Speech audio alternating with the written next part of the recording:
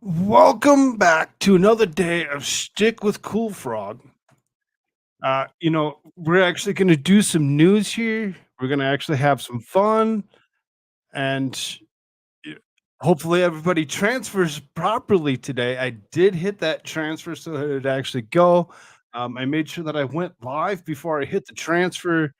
Uh, Hope that that actually goes through smoothly today. That'd be great. Um, that being said, we're going to do some news. Uh,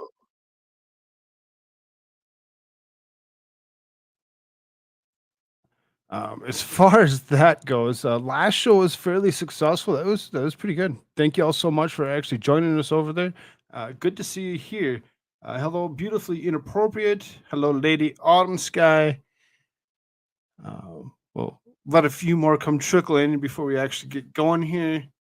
My TV transferred. Awesome. Glad that it actually worked out. Hello, Wyatt Earp. Glad the transfer is actually working today. It seems. Um, Suzanne, Cat Ninja, I'm here. Yes, yes, you are. You are here. We see you. Um, as far as that goes, I really don't know where America Shirts is. We can all chant for him as much as we possibly want and see if we can't get him to come in here. But there's no promises that he will actually do so.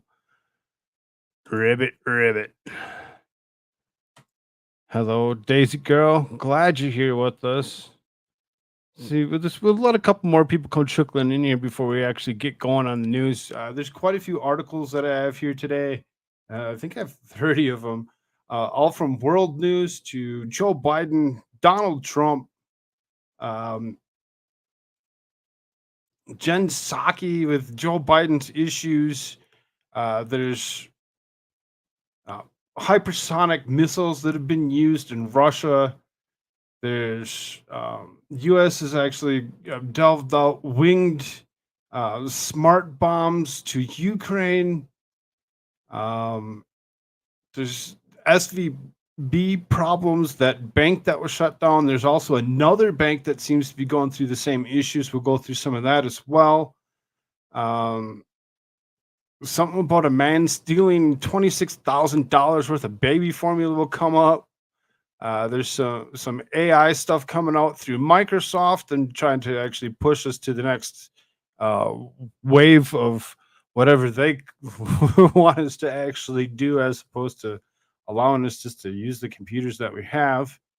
Um, some ideology stuff to go on gender, as well as a few other articles at the very end that are different, that are just news as opposed to the politics side of it. uh just again letting a few more people come crawl in here before we get going. Looks like we're up to 13. That's not bad, not bad. Y'all hit that like button for me before we get going. Smash it, make it your friend. If you didn't check out the waking up show that we had already done, uh, go back after we're done and check that one out as well. Um, be sure to subscribe to Talking Trash and Truth, one of the best co-hosts I've ever had. Glad that she's around, and you should all show some love and appreciation for her. Help her out, get her up to that 1,000 that she should be at, so she can actually monetize. Let's do that for her. Let's help her out. Um, what's up, D? What? How you doing? How you doing? Good to see you. Not really sure if. Looks like one person said, "Oh, okay. Well, she's just going to talk. I'm going to skip out." I mean, you don't skip out quite yet. We'll get going here. We'll get going. Just wanted to get a couple things out for you.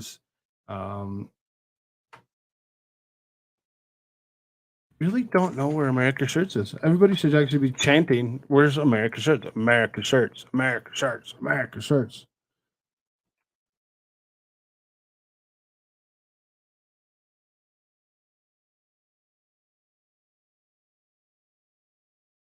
Go that way. All right. Well, let's let's throw this up on the screen here, and we'll get moving on some news. quite a few articles I actually got up here today, so it should be a decent show. Um, I I'd love to have America shirts here, and that's the thing is I really enjoy his presence. He's very intelligent and fun to talk to. Um, do you good morning? Oh, Squabob, what's up? Squabob wants to give some daily facts. It is Pi Day 3.14 for sure. National Potato Chip Day, Genius Day, Eli Whitney patents the cotton gin, Einstein's birthday, Stephen Hawking's passing, and Jack Ruby was found guilty all on today, the 14th of March. Um, Didn't realize T3 wasn't monetized. No, she's not, and that's why she really needs to get to that 1,000 to actually be able to do that. I wanna say she's creeping close to the 500, just over the 500 range. Um, she's doing well, but we need to actually get her the rest of the way there. We need to get her the rest of the way there for sure. She's let me take a quick look and the exact number on that where she's at. She's at 520. So she needs another 480 to actually get monetized on that. She deserves it. Everybody go, if you haven't checked her out already, go check her out. We need to get that going for her. She's What we'll do is I'm gonna throw a YouTube channel right here. Y'all go hit that up real quick and surprise her. Throw a couple of subs at her and let's get that going for her. She deserves it. She really does. She does a great job and she's a wonderful co-host. Deserves it so much. That being said, let's get going. Let's move on with some news and we'll get some interesting stuff up here for us. Let's There you go. Um, U.S. winged smart bombs are now operational in Ukraine. Oh, I mean, you can see some of these things are, a few days or whatever. But again, you have to remember, I didn't do a whole week's worth of stuff. So everything that I dig through and look through, if I find something that seems to be interesting enough that it hadn't been covered in the last week, I'm going to try covering it. Um, So, uh, the Department of Defense confirmed this week that advanced bombs are operational in Ukraine. The Joint Direct Attack Munition Extended Range, JDAMER, can hit targets 50 miles away. The Pentagon's confirmation comes after President Joe Biden ordered the Pentagon to transfer precision area munitions to Kyiv in December. On Monday, U.S. Air Force General James Hecker, head of the U.S. Air Force in Europe, told reporters that the JDAMER was operational in Ukraine. Recently, we've just gotten some precision munitions to Ukraine that had some extended range and go a little bit further than the gravity drop bomb and has precision guidance. I mean, you can kind of take a little glance at what this actually looks like. You can see it actually looks like an airplane of sorts, whatever. It actually has wings. Looks like they could potentially be retractable wings, like they would have been launched and then the wings would have been able to come out, giving them some maneuverability and precision, so they would have actually been able to direct these to go wherever they want. And if it has the range that they're actually saying, this could actually cause some major damage to wherever it's going. But for whatever reason, as opposed to us keeping them to ourselves, we're going ahead and we're shipping them to this borderland of Ukraine so that they can actually use them for themselves to continue fighting what seems to be this endless war that we're currently in. I know it's only been over a year, but it's still that's long enough, more than long enough for us to even think about worrying about such a thing. Um,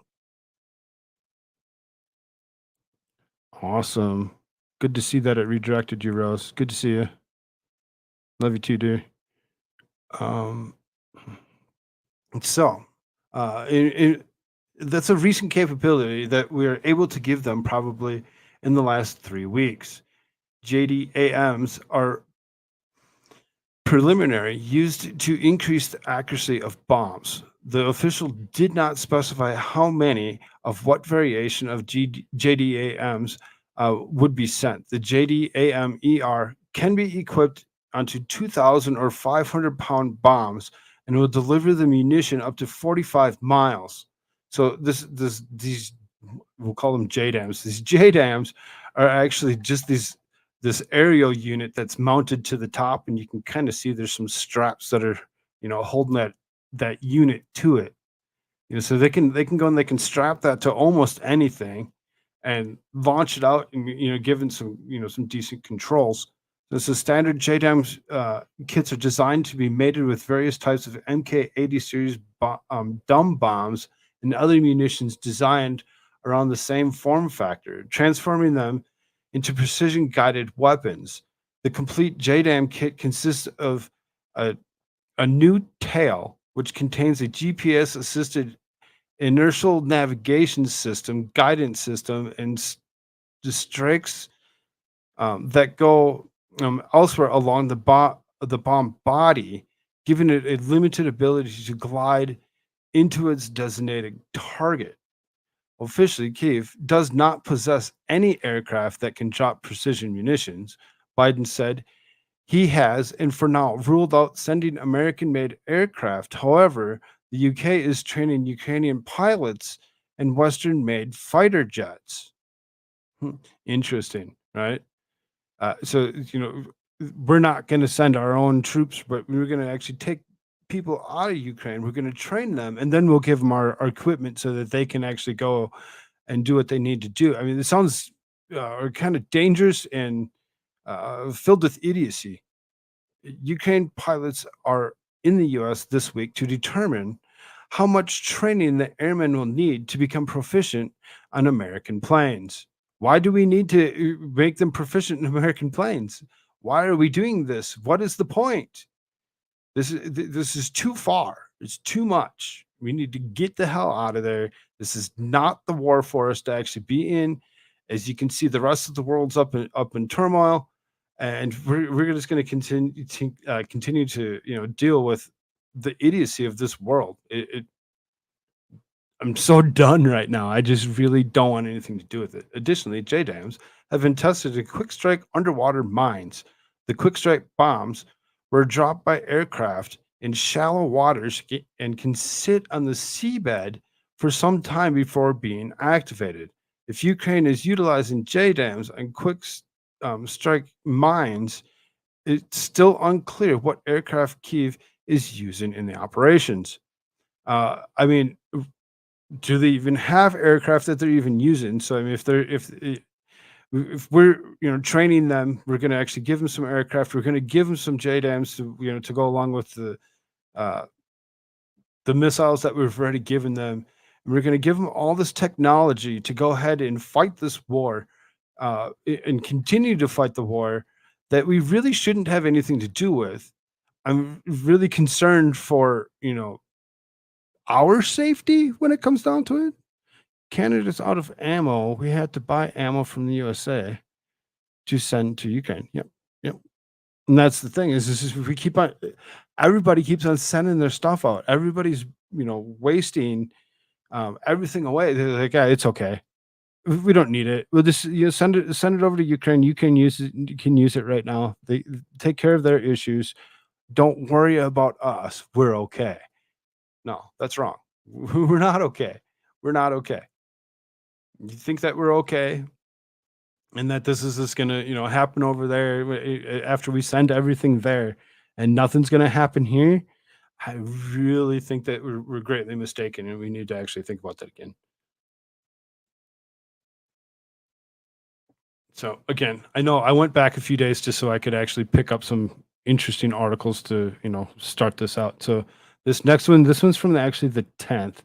So I mean, not so far away, only 4 days ago, but relevant to the situation that we're currently talking about. So, um, We're not the only ones that are using this type of technology. So you see 6 hypersonic missiles were used in latest Russian attack in Ukraine. So Ukraine's military has confirmed that during Thursday morning's large missile barrage in various cities and energy infrastructure sites across the country, which has now been tallied as 95 projectiles total, up to 6 hypersonic missiles were fired. Anybody that remembers anything that we've ever actually covered over the last year that's actually been following us, we actually did do an episode straight out.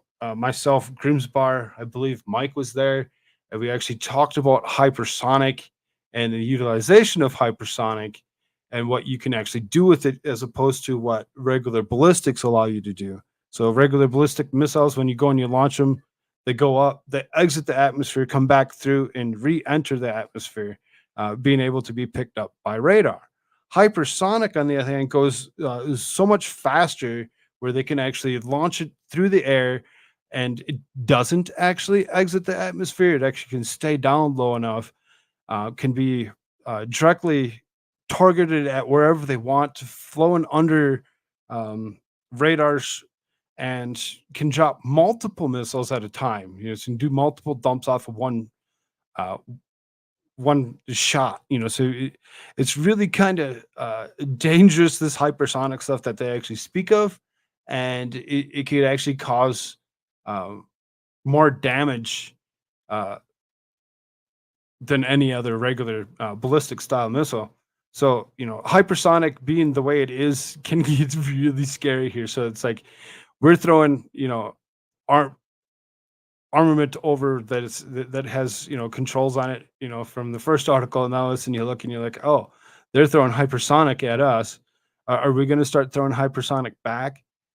You know, so that we, you know, it's easy to launch these missiles without being seen, where they actually came from, where they're going.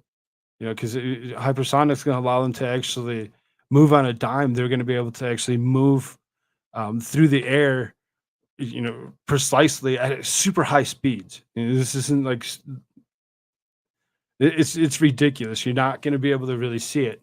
That being said, it looked like somebody actually did get some footage of what looked like it could be a hypersonic. You can Вот see ебать this это so пизда нахуй! you can see Ебать! straight through the air, not up and back down, just a straight shot, and you can see the curve, right? You can see the curve in that line. And we'll go back. Let's Вот get that again. ебать! Вот ебать это пизда нахуй! Fast that is. That's just so fast, and it's going to be so destructive. Um,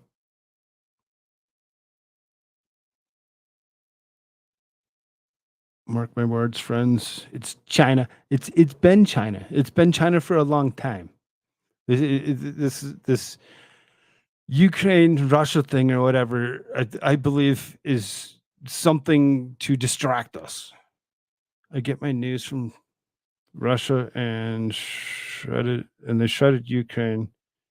In that last attack, Ukraine was able to get a few missiles downed, but not enough. Russia crushed them in last attack. Yeah, and that's exactly what's going on. Is, you know, Нахуй! Russia seems to be uh, full out barrage, you know, hitting almost everywhere in Ukraine. Now, here's the thing: when you actually start thinking about it, and you actually start paying attention to, you know, Russia's throwing all this at Ukraine.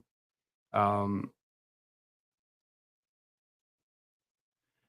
is it that Russia is the one that is Russia really the issue? Is Ukraine the issue? I mean, really, when it comes down to it, we really need to start questioning some of it. If it, you know, if it, and what exactly is going on, because we look at all the stuff that the United States is sending to Ukraine, all the money, all the armaments, billions and billions of dollars worth of, you know, equipment and money. It's just it's ridiculous that we're so consumed in trying to protect some country, Now, I call it some country. Why? Because it's not mine. I know there's people from Ukraine that would be like, "Mm, wow, this guy's, just a jerk." It could be. You could think about it that, however you want. I apologize if you feel that, I'm just being rude about it or whatever, but it really seriously seems that there's something more going on that we're not paying attention to. There's something that's being hidden from us that we're not seeing. All we're seeing is money, war, Ukraine, Russia. There's more going on. There's so much more going on. And then all of a sudden we look at, these current things that are happening or whatever, and we look at like these banks that are being um, closed. It really seriously, 'cause there was another bank. There isn't just one bank. There's another bank that actually shuttered within the last 24 hours. So I mean, when you there's going to be something more going on that we really really need to open our eyes and start paying attention. Ukraine started it, not Russia. I'm with you. I'm with you on that. Div sitting on top chat. Oh, come on, Div. So then let's see here. Hello, Rabbit.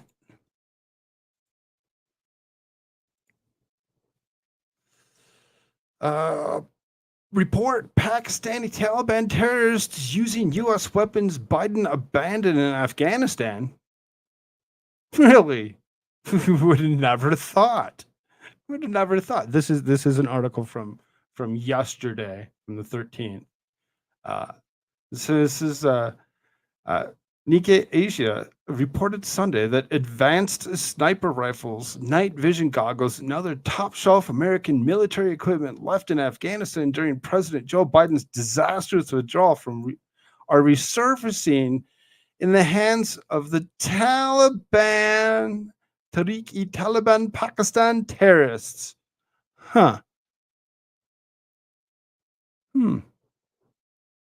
Was pretty smart of this current president to go ahead and just do that. Let's just leave it all there. It doesn't matter. Let them use it. Let them use it. Why? Just the whole thing is dumber than shit. Um, Asia alleged that American gear had been used in lethal terrorist actions. In some attacks, police of Khyber, I can't even say that, determined that TTP militants used advanced weapons and gadgets that had belonged to U.S. or Afghan forces to carry out nighttime ambushes. After one such attack in the suburbs of Peshawar in January 14th, um, Mozam Shah Ansari, the provincial police chief at the time, revealed that the TTP had conducted a coordinated strike using high-tech equipment like thermal weapon sights. The attackers killed 3 police officers, including a senior official. Ansari said the TTP militants had used similar equipment to ambush in Dar Ismail Khan, Banu, and Laki Marwat, the, the most volatile districts in the province. Police statistics show 118 officers were unalived in terror attacks in the province in 2022 alone. Former Pakistani Interior Minister Sheikh Rashid Ahmad claimed last year that another militant group, the Baloch Liberation Army, was able to obtain weapons abandoned by Biden and use them to attack 2 Pakistani military camps. TTP, sometimes known as the Pakistani Taliban, is a militant Islamist group that wishes to overthrow the Pakistani government and replace it with a caliphate, like the one created by the Islamic State in Iraq and Syria. TTP also threatens to attack the United States and claims to have done so on at least one occasion. The U.S. State Department issued a joint statement last week with Australia and United Kingdom, Canada, and European Union states that expressed grave concern about the increasing threat of terrorist groups in Afghanistan. The joint statement called on the Taliban to uphold Afghanistan's obligation to deny these groups safe haven. The Baloch Liberation Army is a separatist group that seeks to break the large but sparsely populated province of Baluchistan away from Pakistan. Baluchistan lies along Pakistan's border with Afghanistan. In addition to attacking Pakistani security forces, the BLA sometimes attacks Chinese interests in the mineral rich province. So if they're attacking Chinese interests, if they're using U.S. military might to attack Chinese interests, it seems like that would lay grounds to make it easy for them to actually um, point fingers and say, no, it must have been the United States that did something, as opposed to actually just believing that it's the Taliban that's actually doing it. So I mean, uh, really kind of dumb. I really don't understand why Joe Biden had left Afghanistan the way he did. He really fucked up. The Pakistani police officials suggested that Asia was a Taliban might and get to the TTP with some of its Biden loot as a reward to valuable TTP support, and Taliban began reconquering Afghanistan in 2021. The Special Inspector General of Afghanistan reported February 2023 that at least $7.2 billion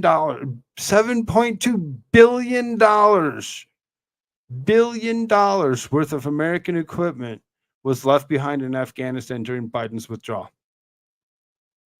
And we're sitting there wondering why we're sending billions and billions of dollars worth of equipment to another country of Ukraine, while we left $7.2 billion worth of stuff in Afghanistan because it costs us more money to pick it up and bring it back home. I just, you got to be fucking kidding me right now. There's so many billions and billions of dollars that this old man has swindled away from us, and that's who's paying for it. Us, taxpayers. It's all us. Every single dime.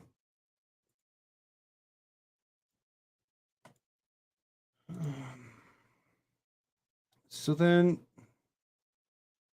as we talk about all these countries that have these issues, one person keeps on coming to mind. One person keeps on coming to mind, and the person that actually has the most to do with everything. Y'all want to guess who that is? Yep, you're right. Joe Biden. So this one says, boom, oversight chair. It's as bad as we thought. Biden family is getting money from Chinese Communist Party. What the fuck?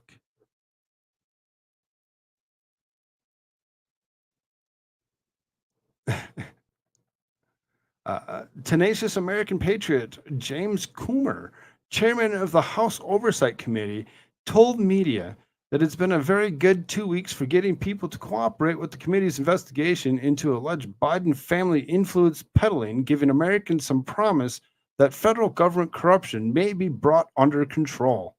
And that is after signaling that the committee was onto something huge. Comer committed last week to the media, indicating that what he has learned in his position as committee leader in at least 2 weeks makes him believe that the Bidens were trying to hide the source of money that Hunter Biden was getting from his business dealings in China. The deception of the Biden family has long been suspected. However, until recently, when the Republicans took control of the direction of the U.S. House committees, there were few official whistleblowers to blow the cover off Biden's activity.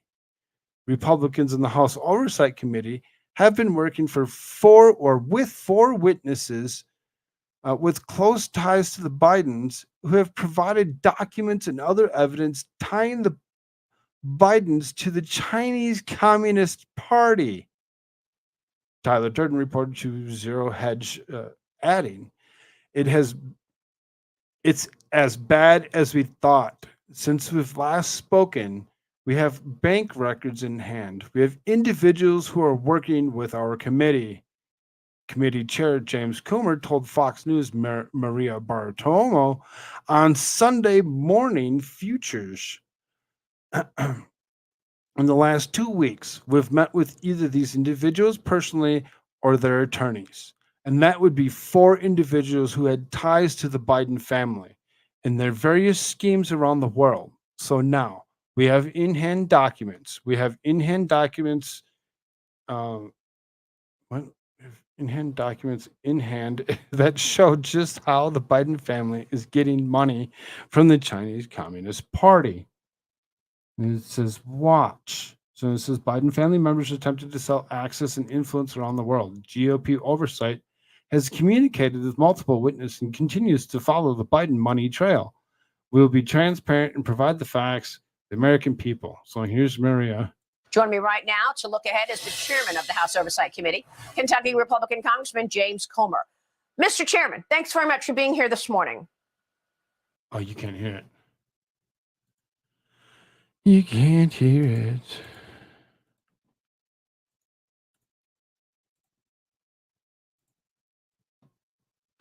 Thank you for having me. First, I want to get your take on the news of the day, and that is this Silicon Valley Bank loss and this failure. You were on a bank board. You're the chairman of the Oversight Committee. What should be done here? Well, look, this is something that I worry could be a trend. Usually when one bank goes down, more banks go down. And what we've seen early on from articles I've read in the Wall Street Journal and other financial publications is they invested a lot of cash that I would assume they had from things like the PPP loan, government policy, and they invested it in bonds. And then because the Democrats spent too much money in all their stimulus, the bonds go down when interest rates go up. The Fed had to raise interest rates to combat the Democrat inflation. And then we see now coming out that they were one of the most woke banks in their quest for the ESG type. And you can see the Oversight Committee can't even just try covering something in particular without bringing up SVB. This is woke bank that's been, pretty much shuttered. Which we'll talk more about once we actually get into that as well. It's just ridiculous how tied up everything is. They're like, oh, hurry up. People are stopping to believe starting to believe different things. Hurry up, let's create something so that they're paying attention to us again. We can fill them with shit. Policy and investing, this could be a trend, and there are consequences for bad Democrat policy. And I think we need to keep an eye on all the banking sector right now. Well, we're waiting for a solution. We are expecting an announcement of an acquisition of the Silicon Valley Bank before the markets open tomorrow. We'll see. But let me move on to the work that you've been doing. It's been a couple of weeks since we've spoken, and you've been digging in on the business of the Biden family. What have you learned? Well, we've had a very good 2 weeks, Maria. We are finally having people cooperate with us. I think we all know the Biden administration stonewalling. Janet Yellen is stonewalling, not turning over the bank violations. But fortunately, since we've last spoken, we actually have bank records in hand. We have individuals who are working with our committee. In the last 2 weeks, we've met with either these individuals personally or with their attorneys. And that would be 4 individuals who had ties in with the Biden family on their various schemes around the world. So now we have in hand documents that show just exactly how the Biden family was getting money from the Chinese Communist Party. And I will tell you, it's as bad as we thought, Maria. It's very concerning. It's as bad as we thought. So he's just reiterating, hey, if you hadn't been paying attention to everything that we've been saying for the last year or two, this family of the Bidens is very, very corrupt. They're so corrupt, and yet we just go along with everything that the media says, because we're all so complacent. We just like oh, it's okay, Let them be corrupt. Just turn away from it. Don't look at it. We'll be fine. No, we won't. We're gonna be in deep shit soon. And in a way, If we're not I'm already. kind of glad that the Biden attorney, Abby Lowell, and the Biden administration has been stonewalling us, because when I requested that information 2 weeks ago versus today, because of what we have in hand now, we have a lot stronger case in court for why we need these documents that the Biden family is withholding and that the government's withholding. So they have. I see. D, what's this? Do you think that it's interesting how this happens and Fauci's now forgotten? Fauci's really not forgotten, because, as far as Republican House goes, they've actually said that they're actually going to bring up committee to potentially hold them up on charges. So hopefully they don't forget about Fauci and his dealings with the world. Hopefully they actually, wake the fuck up and they actually start paying attention.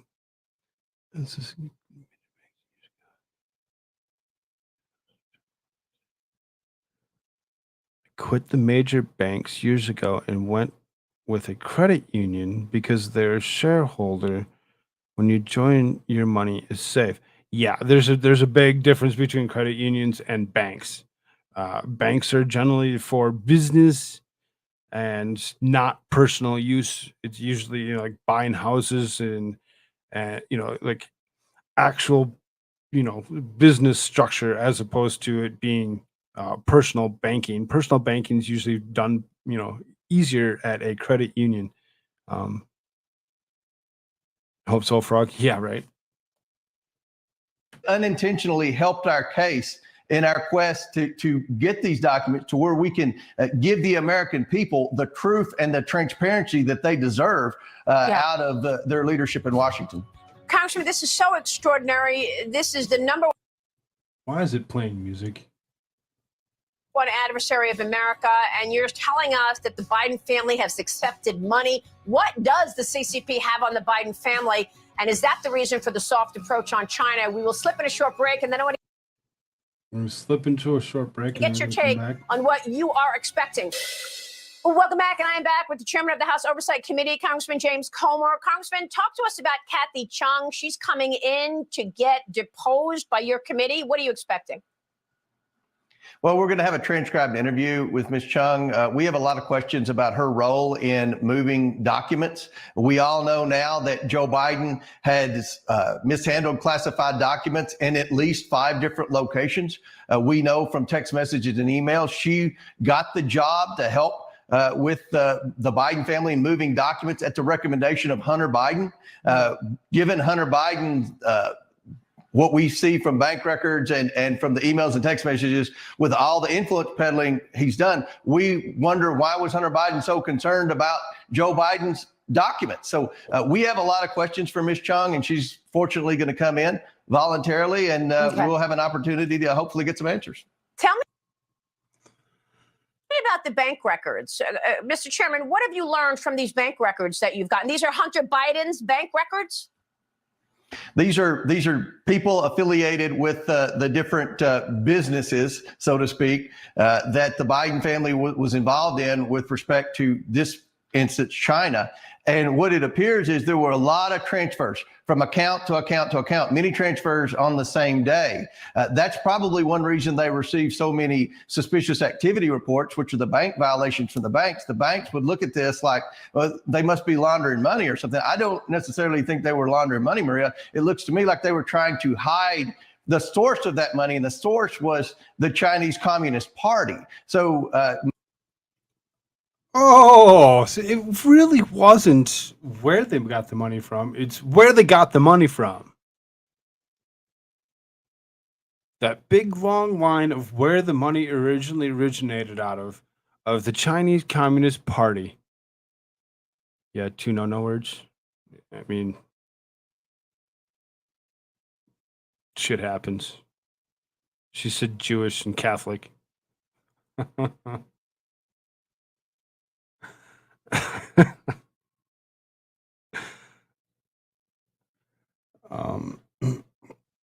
In late February, the Oversight Committee released a statement about Biden's connection with the global bribery attempts in a letter that shows the committee intends to push its investigation into new territories. Likely the help of new information that has come in since the Republicans took over. Um, so you just listen to what James Comer actually said, so you can see that it's going to recover some of that. So I mean, as far as that goes, the current House is actually paying attention to this guy and his ties to this guy. So if Joe Biden and Xi really are, they're in bed with each other for what it comes down to. There's not necessarily, like you said, are they laundering money, but there's money that's coming from the CCP, and they're trying to push it around and say, okay, well, let's push it to this one and then that one and this, so they can't see the line on where it actually started and where it ends. And people are smarter than that. They're going to get caught. They're going to get caught for what they've been doing, and hopefully charged.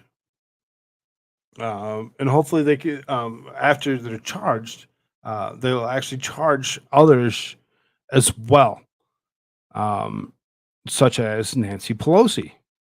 So then Nancy Pelosi, when it actually comes down to it, she has her own ties. She has her own ties. Look at that. Pelosi and Biden team's preposterous, the dangerous remarks in China. So that, they go to China and they have problems. They have Gaff machine says more. So Joe Biden and Democrats just don't seem to appreciate the threats from China, or maybe it's just that Biden wants to bend over for them at every moment. How many times have you heard him go on about the discussions of China's leader Xi Jinping at at this point that spawned his infamous comment from Biden, with which he supposedly said to Xi, I actually have this um, clip. I have it somewhere. It's tied in here somewhere. But here's the as the foot. I would have put it just too many freaking letters in there, dude. We've watched this one several times. I play it almost on a regular basis when we were doing intros before shows would start. We stopped doing intros because of some of the copyright issues.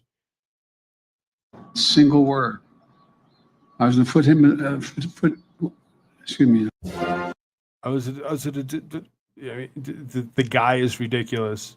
But the problem is that Joe Biden doesn't take the threat from China seriously. China is playing for keeps. They intend to be dominant world power, and we're seeing it now as they're reaching out around the world in areas where the U.S. used to be dominant. Joe Biden distanced himself from Saudi Arabia by getting into a very public fight with their leader, now Saudi Arabia and Iran, who were sworn enemies, have agreed to restore diplomatic relations. That was achieved through the intercession of China and the failure of Joe Biden. That changes the nature of the Middle East, and it's a bad thing for both the U.S. and Israel. Biden's response? What he said made no sense. What are your thoughts on Saudi Arabia and Iran reestablishing diplomatic relations, sir? The better the relations between Israel and the Arab neighbors, the better for everybody. Will you sign the bill that What? The better the relations between Israel and their Arab neighbors, the better for everybody. Well, the thing is, sir, what you had done and what you refused to pay attention to is what the previous administration actually threw at you and actually told you straight out. They actually had garnered several nominations for Nobel Peace Prize for actually creating peace in the Middle East. Your dumbass comes in here and you destroy everything. You ruined it. You ruined it, you old decrepit piece of shit.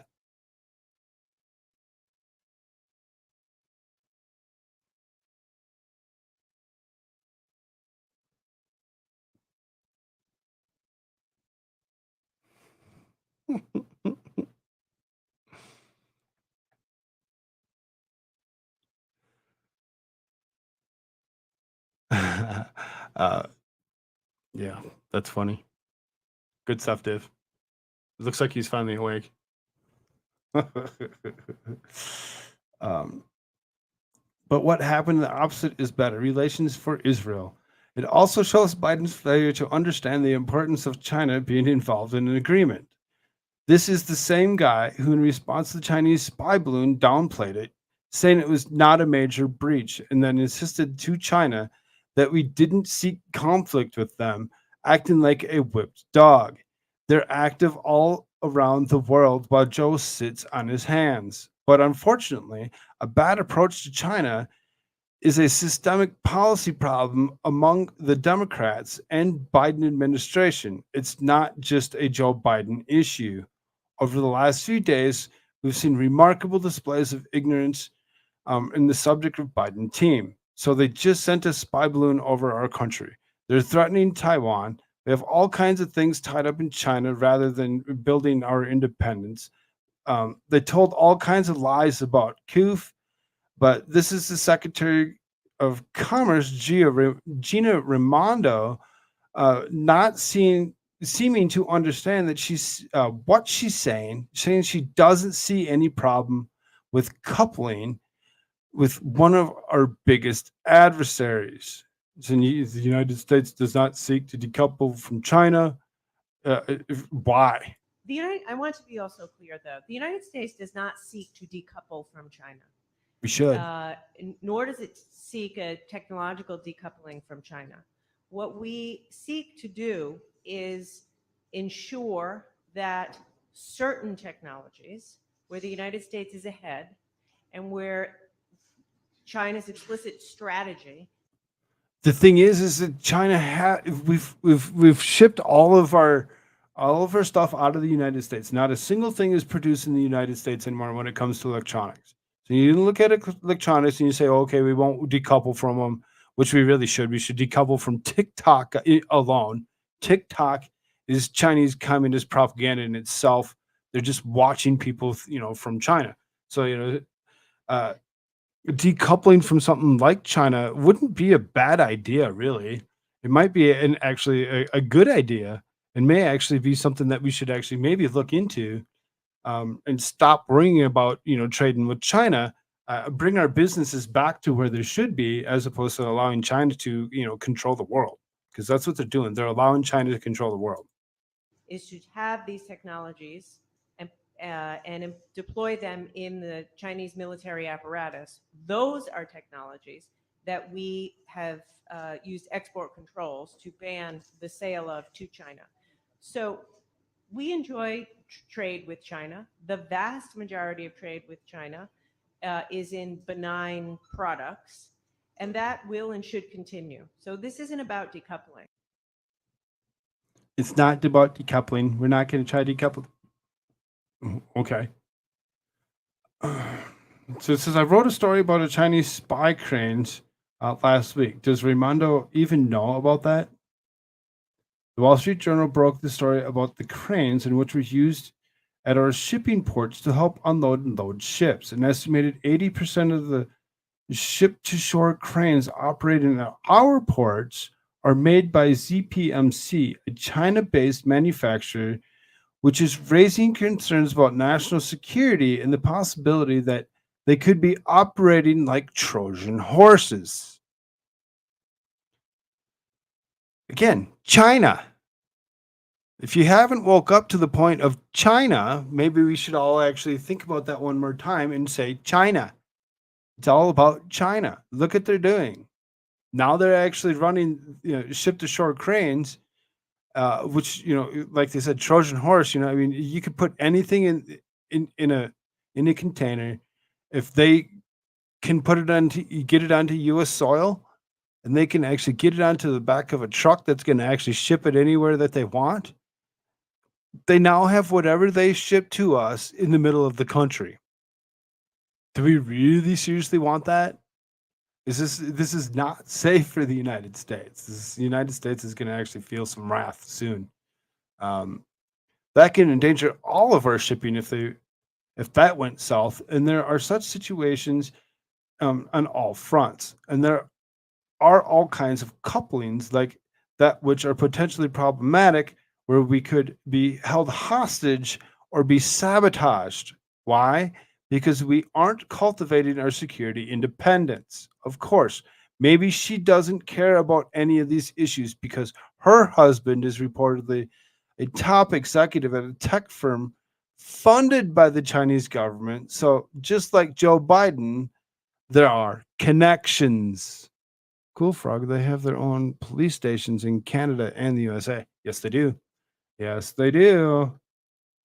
Why is the Biden team all in China? A communist adversary. It's madness. But let's hear what Energy Secretary Jennifer Granholm had to say on Friday. Now, this is a full on delusion, as she describes how China has been very sensitive about climate change concerns, and we could learn from what China is doing. We can learn from what China's doing. Let's go look at what China's actually doing. Let's take a really close look at the multiple coal fire plants, the the amount of fossil fuels that they use and pollute this earth with. But let's not pay attention to that. If we turn our eyes the other way and we look at the United States and the United States only as being the place that is, the bad man, that is the place that is wrong, and all turns or whatever when it comes to anything. Not look at China. Don't look at China. China didn't do it. China's been doing it, and that predecessor's been telling us for a while. China. The countries all are susceptible to pressure, to peer pressure. They don't want to be the outlier. I mean, there's a couple of countries that we know are outliers and don't care, but I think China has been very sensitive and has actually invested a lot in their solutions to achieve their goals. So we're hopeful that we can all learn from what China is doing, but the amount of money that they're investing in clean energy is actually encouraging. As we say, inshallah, God willing, hopefully Inshallah. these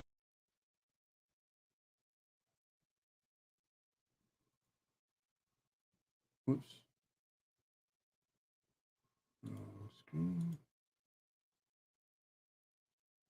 Has been very sensitive and has actually invested a lot in their solutions to achieve their goals. So we're hopeful that we can all learn from what China is doing, but the amount of money that they're investing in clean energy is actually encouraging. The amount of money they're investing in clean energy is encouraging. How do you think all these things that we use to create clean energy are created? The plastics, the polymers, the conduits, everything and anything that goes into building solar plants, anything that goes into building wind turbines, all comes from, yep, you guessed it, fossil fuels. These people are freaking stupider than shit.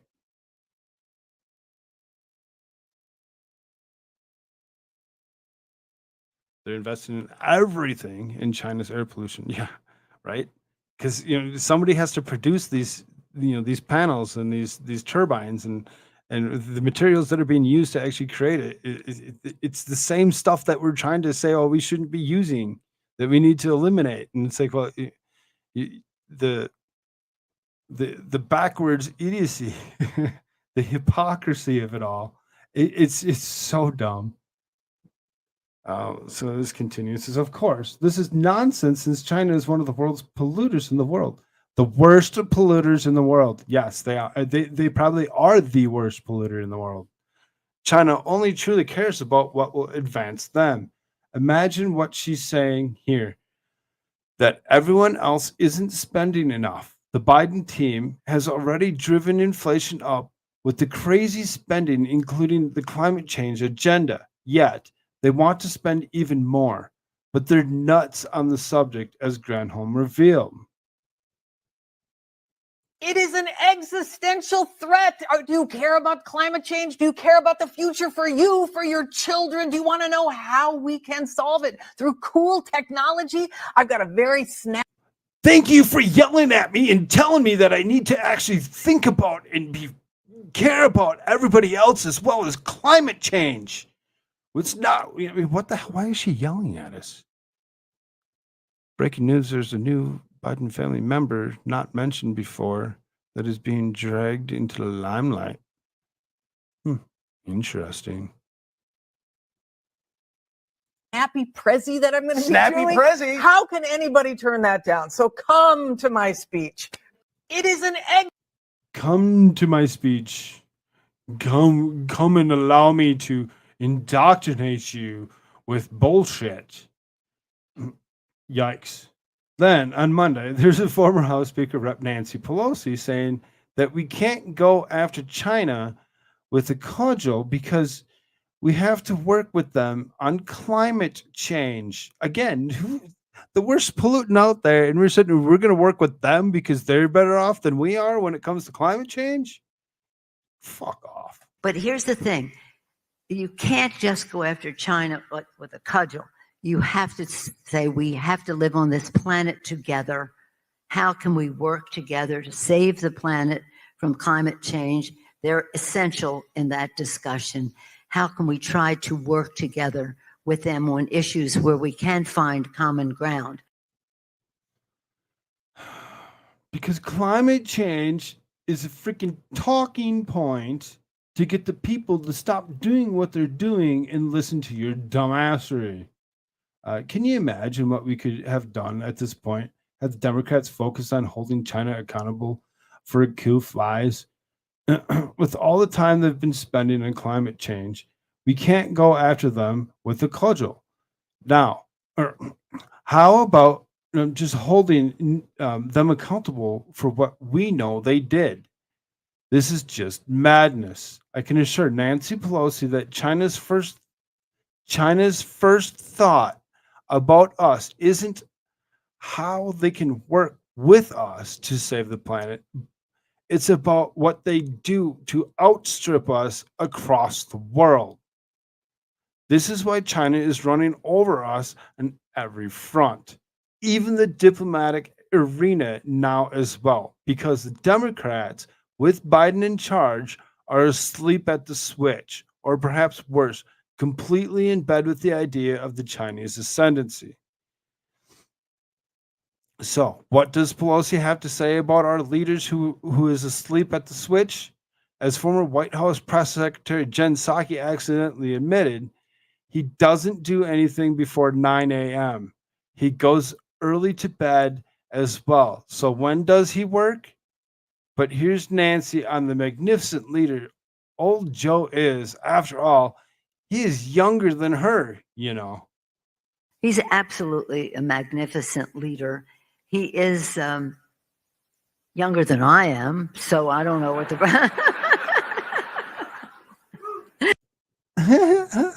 Just because he's 80 and he's younger than your old raggedy butt.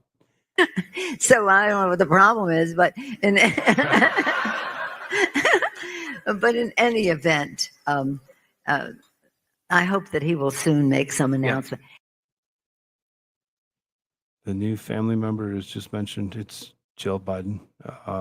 Okay.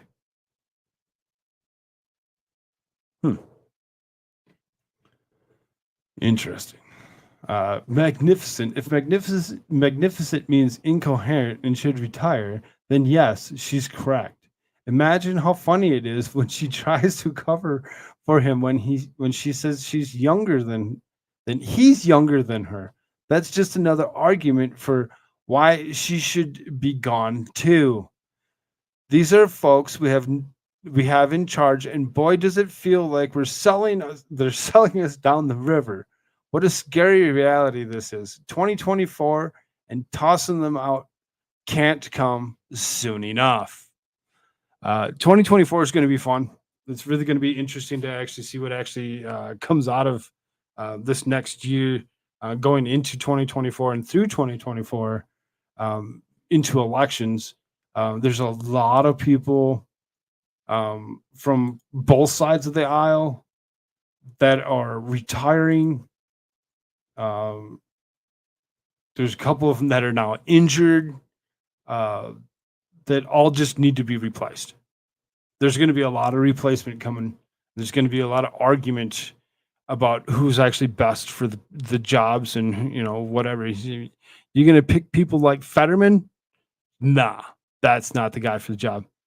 China was major shares of U.S. corporations, thus getting a say in our culture, which is disturbing in itself. I'm so sick of China being such an influence on the world when they really shouldn't be. They should actually be left alone. It's not was not entertained. Hello, Charlemagne. How you doing?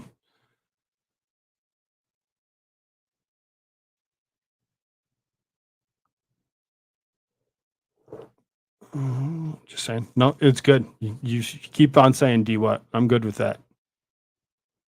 I'm good with that. I like it when people actually speak about these issues that are out there, whatever. As long as people are actually waking up and we can actually get these issues actually, talked about and shared.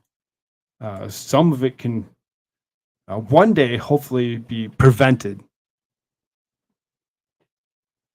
Now, I know y'all seen me with camera on. Obviously, I don't have it on because tadpole running around the house. I'm not going to submit him to that. You've all seen. I got a "Let's Go Brandon" flag behind me, and I got a Trump 2024 flag. Yes, I like Donald Trump. I voted for him twice. Will I vote for him again? Yeah, potentially. It really depends on who they actually have up there and who's available to actually be, who might be a better president at that. So I mean, currently, yes, I'm still with that guy. Will I change my mind in the future? Maybe.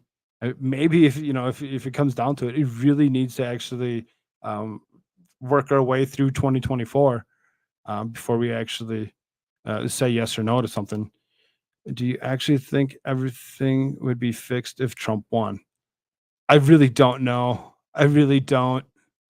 I'd like to say yes. He seems to be the guy that actually would actually take it to that point of being the guy that would actually potentially save us. But because we're talking about him, here you go. Trump tells Iowa he's the only presidential candidate who can prevent a World War III. He's the only one that can prevent it. He's the only one that actually has the ball sack to actually walk in and talk to each one of these countries personally and actually get them to stop doing what they're doing. Potentially, I really don't see anybody else, attempting to create peace. It seems as though everybody else is more for this war that we're actually in. So violating the Fourth Amendment isn't a problem.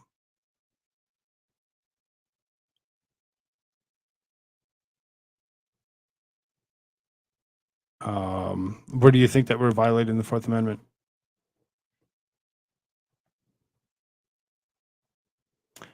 During a campaign event in Davenport, Iowa on Monday, former President Donald Trump said that he is the only 2024 presidential candidate who can prevent World War III, and he promised to do it. Trump stated, with his administration, he could end up in, with this administration, we could end up in the World War III because they don't speak right. They act tough when they should act nice. They act nice when they should act tough. Honestly, they don't know what the hell they're doing. We're going to end up in world war over this stuff. He continued, it'll be a nuclear war. So this is not like a second world war where we have army tanks and rifles and we go after each other. This is a level that will possibly end the war, end the world. And we have people that don't know what they're doing. After stating that President Joe Biden had driven Russia right into the arms of China, with President Xi and President Putin coming to agreements recently over oil sales, Trump declared that there had never been a more dangerous time in the world, pledging to prevent a new global war. Trump told the energetic crowd of supporters, "I am the only candidate who can make this promise. I will prevent World War III because I really believe you're going to have World War III." The former president noted that outside of the event, he spotted an attendee wearing a hat that said Trump was right about everything, adding that that was true. Trump also told the crowd that him being victorious in 2024 would cause an abrupt ending to the Russia-Ukraine war. A conversation between himself and Russian President Vladimir Putin and Ukraine's Volodymyr Zelensky is all it would take for him to end the war quickly, he said. The former president said Monday, "Shortly after I win the presidency, I will have the disastrous war between Russia and Ukraine settled. It'll take 24 hours if it's not done before then." The latest polling out of the morning consult shows Trump with a commanding lead over the rest of 2024 GOP contenders. And you can see, tracking 2024 Republican primary, Trump maintains big lead over DeSantis. You can see Trump 52, DeSantis at 28. Everybody else 7s, 4s, and 3s. You got Pence, Haley, Cheney, and you got Abbott, Noem, Pompeo, Youngkin, Scott, Ramaswamy, and then someone else. Oh, okay, wait, someone else at 1%, but Ramaswamy is at 0. That's funny. That's funny. But you can see, getting ready, to go into these 2024 primary or whatever, getting ready to, ramp things up. Currently, under certain, reasonings, whatever, they're still saying Trump is actually over DeSantis. So, I mean, it could be a good deal.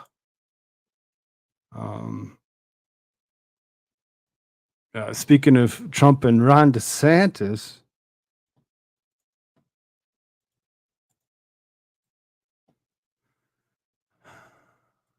it's this Trump revives his strange attack on Ron DeSantis. Did he call him DeSanctimonious again? I didn't actually watch. I was doing other things. It's no matter which office a candidate seeks, is a party primary they have to go through in order to win the nomination. That sometimes can be a tougher battle, as each person tries to out conservative or out liberal their opponent, or paint them as too extreme, engaging in type and friendly fire, and in some instances decidedly unfriendly fire, that is hard to forgive on down the line in the process. We saw it during the 2008 Democratic presidential primary campaign season between Hillary Clinton and Barack Obama, in 2016 Democrat primary between Hillary Clinton and Bernie Sanders, 2016 GOP presidential primary between Donald Trump, Ted Cruz, Marco Rubio, and several others. We're seeing it again, Republican side, as the 2024 GOP primary battle shapes up, with Trump hitting out hard at Florida Governor Ron DeSantis, though DeSantis hasn't yet thrown his hat into the ring. From the looks of things, it's only a matter of time. I mean, he went and showed up to do a speech or whatever 2 days ago, himself, or a day ago. So as far as that goes, whatever. On Monday, Trump went after DeSantis again, proclaiming that Florida is only doing as well as it is now because the past governors, including Rick Scott and Charlie Crist. Now, Outpost Nerd, being from Florida, has actually thrown his opinion that Charlie Crist is a piece of shit. He's probably one of the worst people that are actually on the face of the planet. As far as that goes, I don't know the guy very well to actually say that he's good or bad, but I would almost say that DeSantis is probably better off than what Charlie Crist was.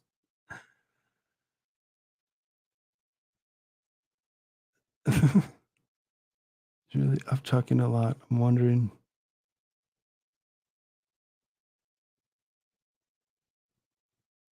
Politics get to my stomach. By the way, I hope good day this far. Yeah, some people don't really care for the politics in the news. Some people just like are like, nah, I don't want anything to do with that. And that's why we have the early show that we run before this show to actually, go through some other random talk or whatever, and not talk about news and politics. Um, Oh, this is where he actually goes and calls out Charlie Crist and Rick Scott. Now, I'm not going to play a Trump clip because I know better. I've played plenty of Trump clips before, and each time I get some kind of a strike of sorts or whatever, and then have to actually fight myself back out of it. So, no. In this video version of the post, he wrote for Truth Social in February, praising Crist and Scott while suggesting DeSantis deserved no credit. The weird thing about it is, though, that Trump had very different things to say about Crist in 2020. August 19th, 2020. Charlie Crist is a Pelosi puppet who is bad on crime, your military, vets, and 2A. March 13th, 2023. Florida is doing fantastically. Even Charlie Crist, a Democrat, did a good job, and he had very good numbers. Thanks Donald Trump for, being all wishy-washy. And there is also this, Brandon Leslie. The people who love this video are forgetting Rick Scott is against constitutional carry, abortion bans, and strengthening gun control as governor, and Charlie Crist is, well, Charlie Crist. But rhinos, am I right? That's kind of funny. As was the case of Ridiculous, he's a groomer attack is hard to understand Trump's logic on this. Does he really think downplaying DeSantis' accomplishments, which even some of the Democratic opposition has acknowledged, praising a political chameleon, so like Crist, and a Florida senator who is a MAGA faithful, don't like, as going to win over converts? Or is this some type of 4D chess game where only Trump understands the strategy and everyone else is supposed to assume he's onto something? In my opinion, this is Trump sort of throwing everything at DeSantis but the kitchen sink and hoping something sticks in time to derail his candidacy before it is even declared. He might want to watch out, though, because this is not 2016. The Republican field, including those who are already declared, as well as those who are preparing to, have had a benefit of witnessing 6 years of Trump, of national political stage, and some doing so up close. First in 2016 race, in 4 years he was president, and only can rest assured that they know exactly what buttons to push to get him to explode. I don't know what to even really seriously think about all this when it comes down to it.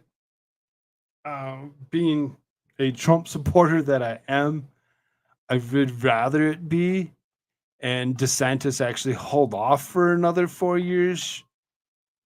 So that way he can run, that for is, he can run 2028 and then like 2032 or something, and let Trump actually, win out in 2024. And let's get a good 12 years of not having a Democrat as president, because that might actually do some good. Might actually save half of this world.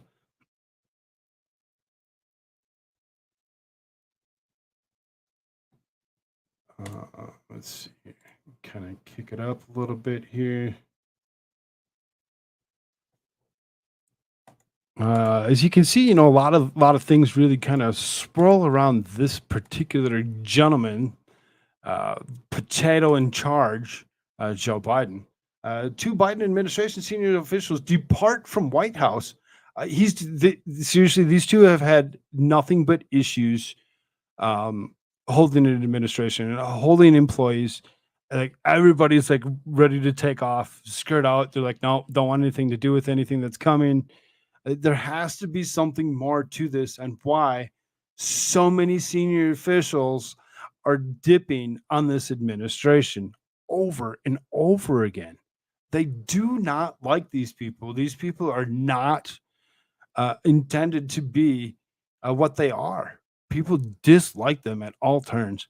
Benny just played a clip of a recording of Biden telling China that he doesn't want Trump getting any help or power or intel. A recording of Biden telling China. Well, I mean, we all know who's in bed with China. It's Biden, not Trump. Trump's against China. Trump's not going to sit there and give China shit.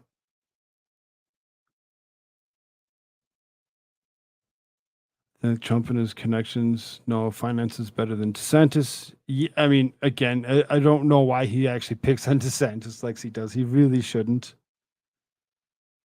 Potato Head is busted. Well, let's hope. Let's hope that he actually gets caught up in some of the whatever is actually currently happening with the banks in China and everything else, and he just gets removed. Yeet the whole administration. So it says President Joe Biden's White House has lost two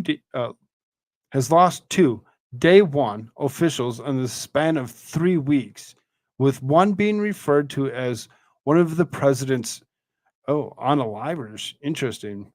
Remy Yamamoto, a senior official who has been in the Biden administration since the beginning of the campaign, is set to leave. She served as senior advisor for communications to White House Chief of Staff Ron Klein, who stepped down in January. From the very start of the campaign, Remy has been unflinchingly loyal and extraordinarily capable. Biden said he used those two long ass words and he spoke them correctly. Come on now. Our insights, good humor, and work ethic have been an incredible asset to all of us, and I am grateful for her service and friendship. A few weeks ago, White House Communications Director Katie Bedingfield stepped down from her role. When she made the announcement during a White House press briefing, Bedingfield took a swipe at former President Donald Trump, who is referred to her as one of President Biden's unalivers. Finally, there's a bittersweet day for us, a bittersweet moment for the communications and press team and all of us of here at the White House. I've gotten to know Kate Bedingfield as a colleague and as a friend. Being in the trenches together and representing the president's agenda together, Press Secretary Karine Jean-Pierre said that at the time when announcing Bedingfield would be stepping down. I understand that after a certain previous occupant of this White House, whose name will be nameless, but as you know who this person is, we got angry and yelled and said, quote, Biden has a team of unalivers. All I've got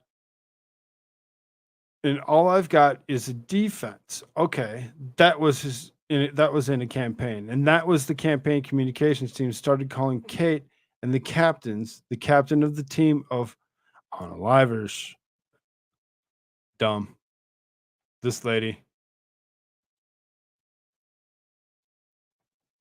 This lady right here. So in the last month or so, Biden's chief of staff, Klein, communications director, Bedingfield, and one of his day one officials, Yamamoto, have all departed. Biden got another round of horrible news last week after a string of polls found that voters do not want him to run in re-election of 2024. A brand new Yahoo News YouGov poll found that a majority of registered voters believe Biden is too old for another term. Almost 7 out of 10 voters admitted that the 80-year-old president's age is a problem for them. Of course it is. Even worse, the poll shows more Democrats agree rather than that assessment. Roughly 48% of the Democrat voters said Biden's age is an issue, with 34% saying Biden's age is not a concern for them. The New York Post detailed more of the findings from the poll. 18% of Democrats polled were not sure if Biden was too old for another term Already the oldest president in the U.S. history, Biden, would be 86 by the end of a second term if he were to win re-election in 2024. Majority of independents, 71%, also said that age 82 was too old to start a second term as president, which is how old Biden would be on his second inauguration day. Biden has not formally declared that he will run for the second term, but he has said in several occasions that he intends to seek re-election. In early February, the AP North poll found that Biden only has support from 37% of Democrats in the second term. Prior to the midterm of November, the same poll found that he had 52% wanted Biden to run again in 2024. So, people are like slowly dwindling. They're like, maybe not. I guess, you were good for a while, but I really don't want you around anymore. Remove yourself. Don't run for president again. Just stop gaffishing. It says, while, a quote from Associated Press, while Biden has trumpeted his legislative victories and ability to govern, the polls suggest relatively few U.S. adults give him high marks on either. Follow-up interviews with poll respondents suggest that many believe that the 80-year-old's age is a liability, with people focused on the coughing, his gait, his gaffes, and the possibility that the world's most stressful job would be better suited for someone younger, the Associated Press reported. The AP report added, overall, 41% of how Biden is handling his job as president. The poll shows similar to the ratings at the end of the last year. A majority of Democrats still approve of Joe Biden as doing as president, yet another appetite for a re-election campaign has slipped despite his electoral track record. Only 22% of U.S. adults overall say he should run again, down from 29% who said before last year's midterm election. The decline among Democrats saying Biden should run again for president appears concentrated among younger people, really. Among Democrats 45 and older, come on now, there shouldn't be any Democrat that's 45 and older. 49% say Biden should run for a re-election, nearly as many as 58% who said that in October. But among those under the age of 45, 23% now say that he should run for re-election after 45% said that before the midterms. So I mean, everything, all these numbers are all dropping. They're dropping as things go on. People are finally starting to wake up to the idiocy. Biden has said he intends to run for re-election, but has yet to make his formal announcement. Just don't make the formal announcement. Just be like, no, I'm done. We don't want you around anymore, sir.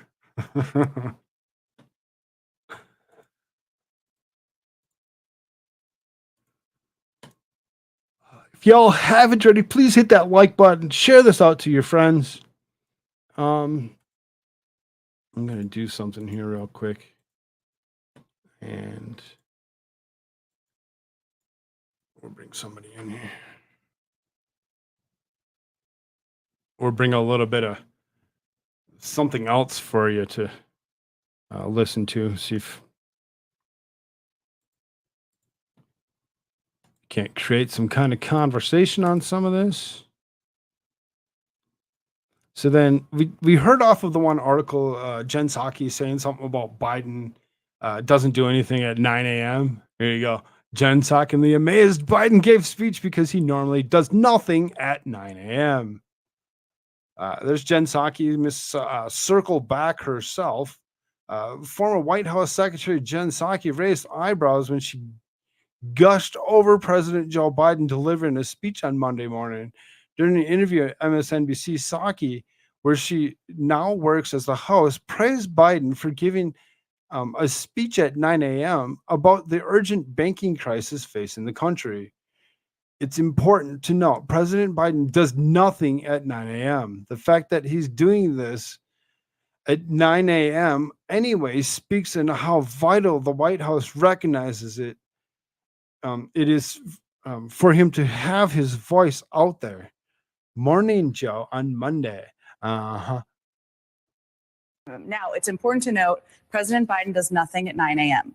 He is a night owl. So the fact that he is doing this at 9 a.m. anyway speaks to how vital the White House recognizes it is for him to have his voice out there. Well, being that Joe Biden's changing his sleeping patterns and, sleeping at night and, or he's a night owl, stays up all night and doesn't wake up until 9:30. I mean, hell, I guess I'm a better person than he is. Just saying. I mean, what the hell?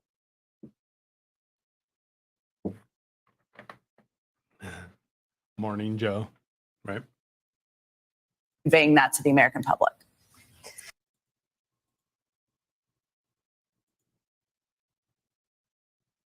You gonna go throw an R-rated clip at me? No way.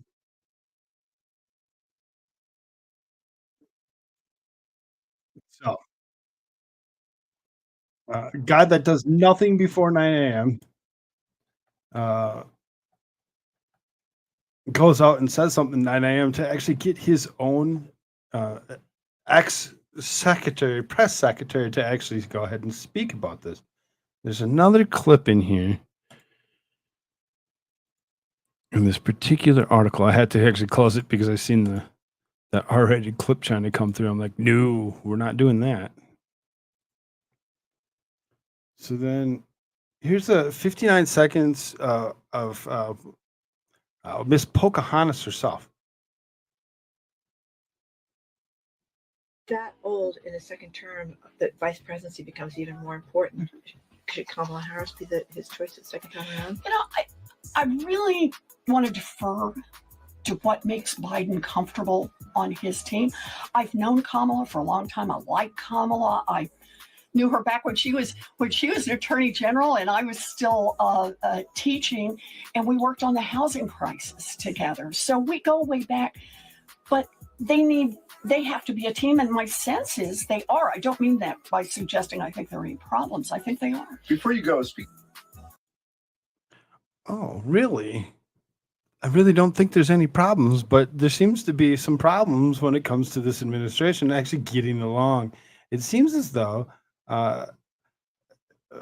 if Biden does run, he would actually select a different running mate and not actually have Kamala Harris, as they don't actually get along. He actually originally selected her, if we remember right, because of the color of her skin. That is exactly why she was actually put there. There was no other reason whatsoever but that. He actually threw that out there himself, stating that is why. She had the lowest numbers out of anybody. For her to be selected was dumb. It really pointed fingers at the Democrat Party and how ridiculous they really are. Well, yeah, plus she's a woman, right? Several Democrats have admitted that they have lost hope in Harris, with some admitting to the media that Harris's liability for the 2024 presidential election. The New York Times headlined an article that Harris is struggling to define her vice presidency and that even her allies are tired of waiting. The outlet added that more and more Democrats are beginning to agree that Harris is a disappointment at best. A disappointment at best. That's Kamala Harris. That's Kamala Harris in a nut. When you actually look at it, that's exactly what she is. She's not the person for any job whatsoever, other than maybe getting down on her knees.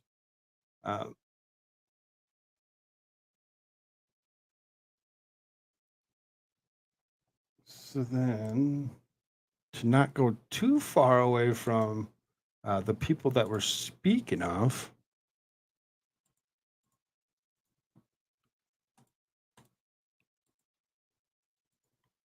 there's Jen Psaki again.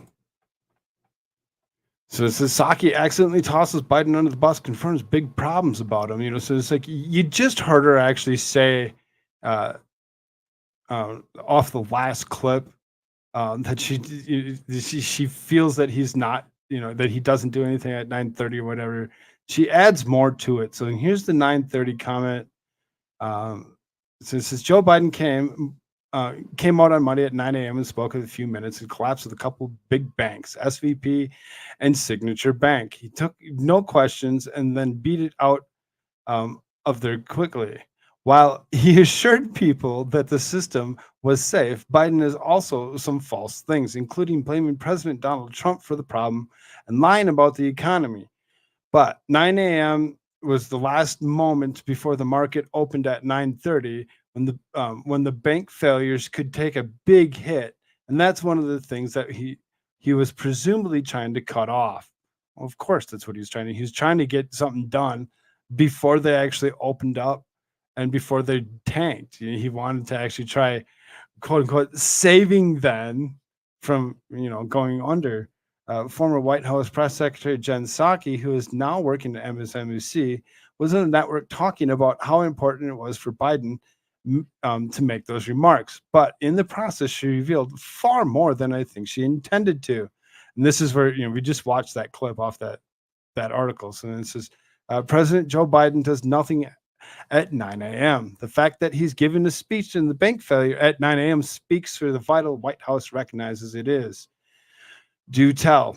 It's not like we haven't noticed it, but there's formal confirmation from Psaki about his work habits. She's gotten out of the habit of spinning and was just a little bit too honest there. He can't be gotten up or rolled out of bed until 9 a.m. Gee, that's reassuring. I don't think her remarks are providing the comfort that she thinks she is for Biden. Before the problem is that her claim that he's a night owl isn't true either, according to CNN 2021, about Biden's work habits, noting that he was early to bed, unlike Trump, who used to work on briefing materials throughout the night. Also, on her claim that Biden is a night owl, here's an article from 2021. Unlike his most recent predecessor, night owls who spent the dark hours reading briefing material, Biden is more of an early to bed type. Early bed, late to rise. There you go. Joe Biden, you're the man. So he's early to bed and late to rise, and maybe sometimes he bothers to get around to work. They apparently can't keep the stories that they tell about him straight, even if they completely conflict. That CNN story claimed that he had regular meetings on weekdays before 8 a.m. So that's just a bunch of bull, according to Psaki. If you're concerned about the 3 a.m. call or the 8 a.m. call, either way, you're out of luck when it comes to Joe Biden. If you're talking about the early lid kind of guy, he's your man. And let's not forget something else. He's off on Friday virtually every weekend for yet another vacation to one of his homes in Delaware, either the home where he's kept the classified documents for decades or his beach home. Then he often does roll in until sometime midday Monday. So you take off on Friday. I don't come back until Monday. I only work between 9 and 9. Great. Thank you for doing half a job. So when does he work? The problem is that he doesn't seem to do much of the rest of the day either. If you look at his schedule, that's what you get when you have an incoherent character in the White House, a guy who isn't there even when he's there. It's probably better that he isn't working, because when he takes action, it usually hurts Americans. You want him to work as little as possible, so there will be fewer horrible policies that he puts in place. But it just shows how he got sold a bunch of malarkey with Joe Biden, who is sold as a solid moderate rather than a puppet of the radical left who barely shows up for his job. And that's what he is. He's the puppet. He is a total puppet. everything that he's done has been controlled by somebody else. And I have a great belief that that person is actually the one and only Barack Obama. I could be totally wrong. And we all know that Joe Biden is the most legitimate potato ever with the most votes. But I still think there's something going on. There's more going on out there. Good morning, Vicky T. How are you? Let's see here.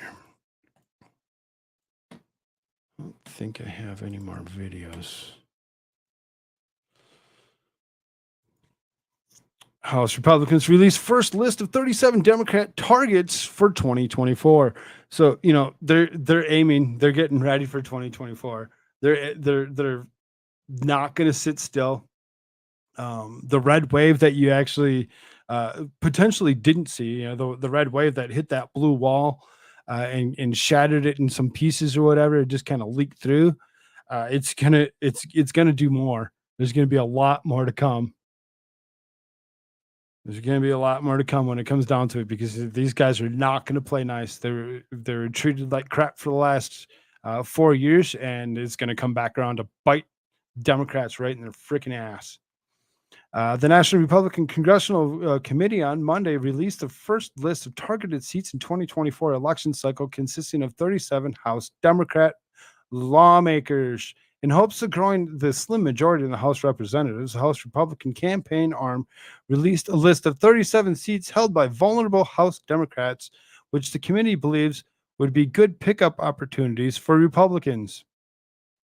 The complete list of House Democrats in the NRCC offense list includes Patella, Harder, Levin, Caraval, Hayes, Soto, Sorensen, Mervan, Davids, Golden, Scholten, Kildee, Craig, Davis, Nickel, Jackson, Pappas, Vasquez, Titus, Lee, Horsford, Ryan, Landsman, Captor, Sykes, Hoyle, Salinas, Wild, Cartwright, Deluzio, Magaziner, Gonzalez, Spanberger, Glusenkamp Perez, and Shire.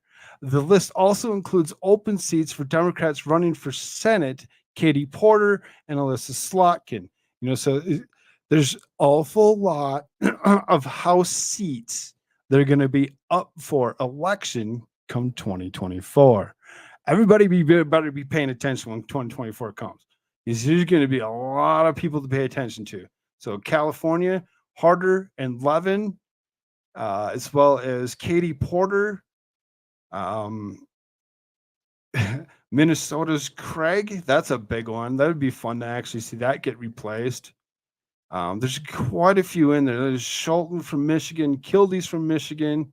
There's quite a few people in this list that are trash, and they're all gonna get gone because, you know, they don't deserve to have these seats. And if Republicans are going to actually take this list and run with it, I sure as hell they do. I hope they pay attention to this list and keep on pushing to get these people out of there and get them replaced. Get them replaced with almost anybody else. Now, some of them that have been there for a long time are actually retiring as well. So this is just a small list of seats that Republicans are looking at. There's a lot more to come. Republicans are in the majority of the offense. We will grow our House majority by building strong campaigns around talented recruits in these districts, and we can communicate with dangers of Democrats' extreme agenda.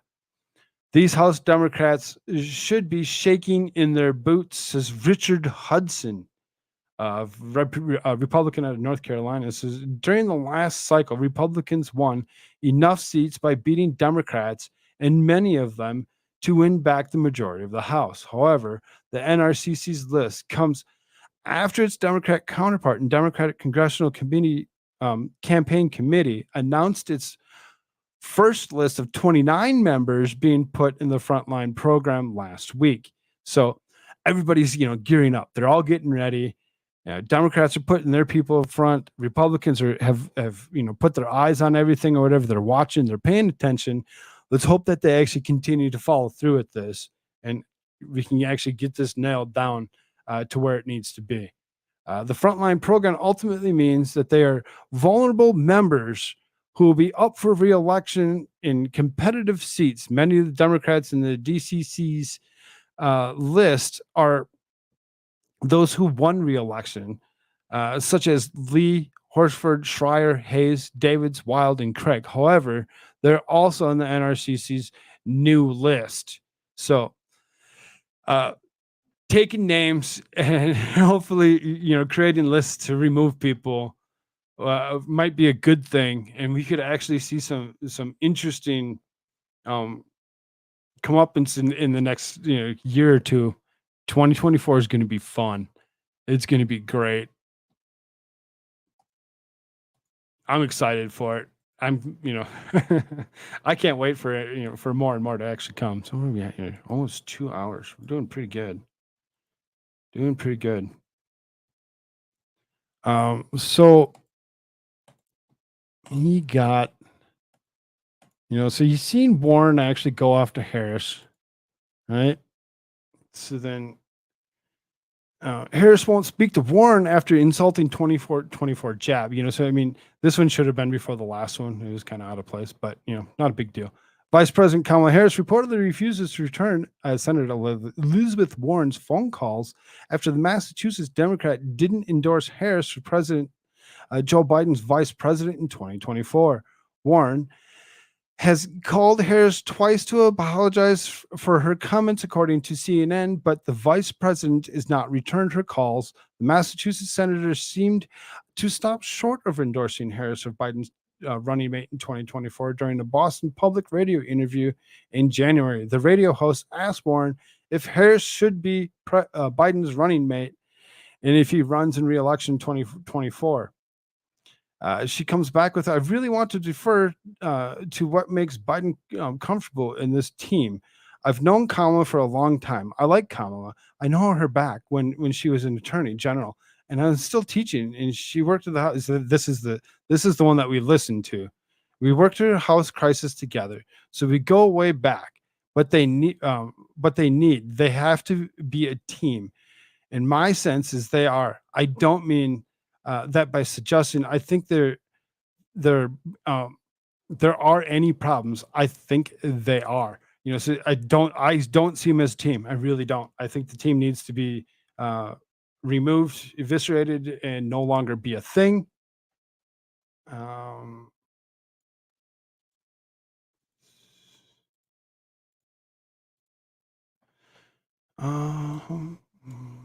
not that one. Kind of skipping a couple things because it seems like, oh, wait a minute, that's kind of gone back on some of the stuff that we were already dealing with. So kind of move on a little bit. There's some articles about banking. I'm going to actually skip some of the J6 stuff that I had. I just kind of, as much as I'd like to cover them, I really don't want to. And it looks like Tadpole's awake. What's up, bud? Hey. He's actually. Huh? Oh, okay. So we'll try to continue here, and hopefully he doesn't bug me too much here within the next few minutes. If he bugs too much, we'll just we'll walk away from the day, maybe.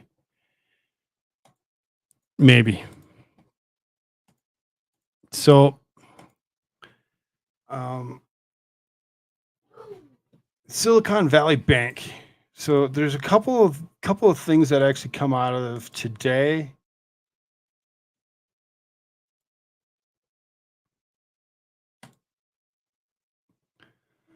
Gross incompetency versus greed. Zach Abraham gives inside the machine intel on Silicon Valley Bank collapse. So this is, if you read no further than this article, here are the two main takeaways from Zach Abraham. The Know Your Risk radio show host and CIO of Bulwark Capital Management about the reasons behind the collapse of Silicon Valley Bank. Abrams said, "The people who have the most important places of this economy are morons." And it really is stupefying, but it gives you a good insight of how much incompetence we have in very important places right now. That is the systemic risk. Boom.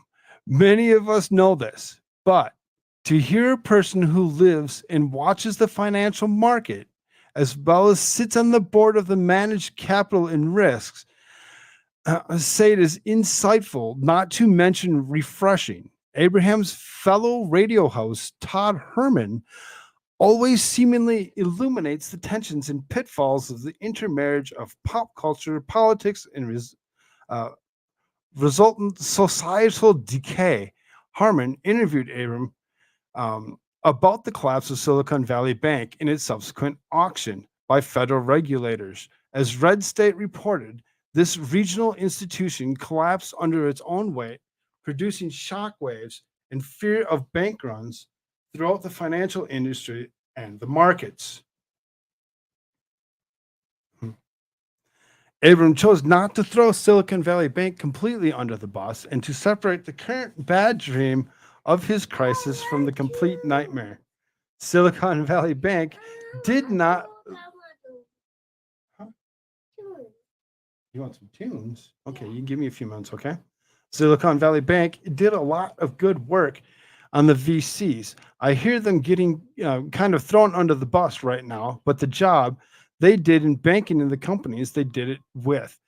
They did a real service. They were helpful. We got about $80 to $150 grant, or 80 to 150 grand in jeopardy right now that we might take a haircut on right now.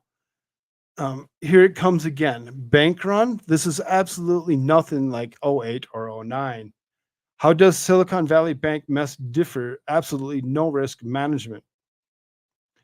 This is a rookie mistake. When I look at the situation, I would immediately think they hired a 23-year-old to manage their risk department. Apparently, this guy doesn't really care for what's actually happening here. So Abraham illuminated that most people in panic fail to understand inflation does not just affect the consumer, but it affects assets held by institutions and banks. Big finance, Fed, Treasury, major banks have either ignored this or tried to deflect Americans' attention from it. But those who know knew. Even if they chose not to say anything about it, Abraham has not been one of those and once again sounded the alarm. When interest rates start going up, it's going to blow holes in things that people aren't expecting because people have been lulled to sleep over 15 years of 0% interest rates. And when interest rates start going up, everybody is going to talk about the impact that's going to have on the economy. And they're going to fail to think about the impact it's going to have on the banking company balance sheets when their bond portfolios lose 20 to 30% of their value. SVB failed to mitigate the impact of their mortgage securities, which are now severely reduced by inflation. I just cannot enforce to you how stupid this was. The Silicon Valley Bank, could have hedged out their duration risks a million times. We all know how rates went up. These guys would have hedged an interest rate exposure when mortgages hit 3, when they hit 3.5, when they hit 4.5, but they didn't hedge. So they just let a massive hole get blown into the balance sheet. That's what should scare people. That's the gross incompetency. I have a tadpole that's bugging me at the moment. I'm going to remove that from the screen for a second, and I'm going to give you all some background music here for a few moments while I step away. I promise I'll be right back.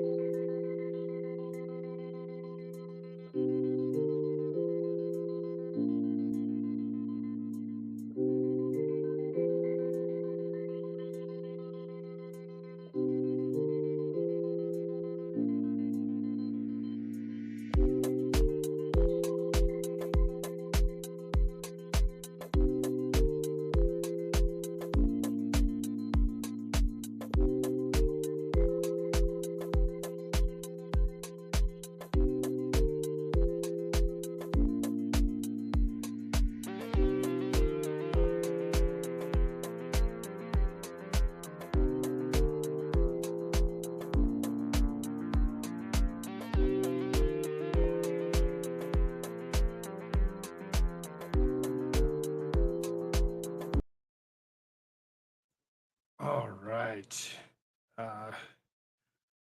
Tadpole's got a TV and he's got a bowl of cereal. Time to actually see if we can't finish this out here within a short bit, because I know he's going to be coming back at me. He's going to come back at me wanting more, wanting things to change. Gross incompetency exacerbated by adherence to the ESG, environmental social governance score, the industry that should be governed by economic sense and mathematics, has also been pulled into an undertow of the woke tide. SVB's former head of risk, Laura Ingerata, who formerly performed a similar role at Capital One, left the bank in April 2022. She wasn't replaced until January of 2023, when the bank hired Kim Olsen, formerly of Japanese bank Sumitomo Mitsui, for its global division in the UK. Chief Risk Officer Jay Ezrapeh appeared to be more interested in equity and diversity than mitigating financial risks of the SVB clientele. Meanwhile, Jay Arespa, who acts as CRO of the Bank of Europe, Africa, and Middle East, and who describes herself as a queer person of color from the working class background, organized a host of LGBTQ initiatives, including a month-long Pride campaign, and implemented safe space catch-ups for staff. In a corporate video published just 9 months ago, she said that she could not be prouder of her work for SVB, serving underrepresented entrepreneurs, professional network outstanding, listed as a 100% LGBTQ future leader. Oh, fun. Good for her. Listen to the drivel from as far and the DEI leads about how proud they are to work for a company that prioritizes diversity of others, and the conversations that have been about encouraging vulnerability and culture of support. It's a lot of me, and not a lot about the people in the companies whose assets they were entrusted to manage. Maybe that's the point. They weren't hired to serve the clientele, but themselves. SVB is really going to have some major issues, as they're not the only bank that's not being serviced, helped, and reopened in any way, state or form. It seems as though there's a couple other banks that are having issues. Signature Bank seems to have an issue. Let's look at the article from them here real quick. So then again, from Conservative Brief, another bank has been closed by regulators as financial meltdown continues. So there's the Signature Bank. So Signature Bank of New York closed former President Donald Trump's account following the aftermath of the 2020 presidential election. Now that same woke bank has been closed.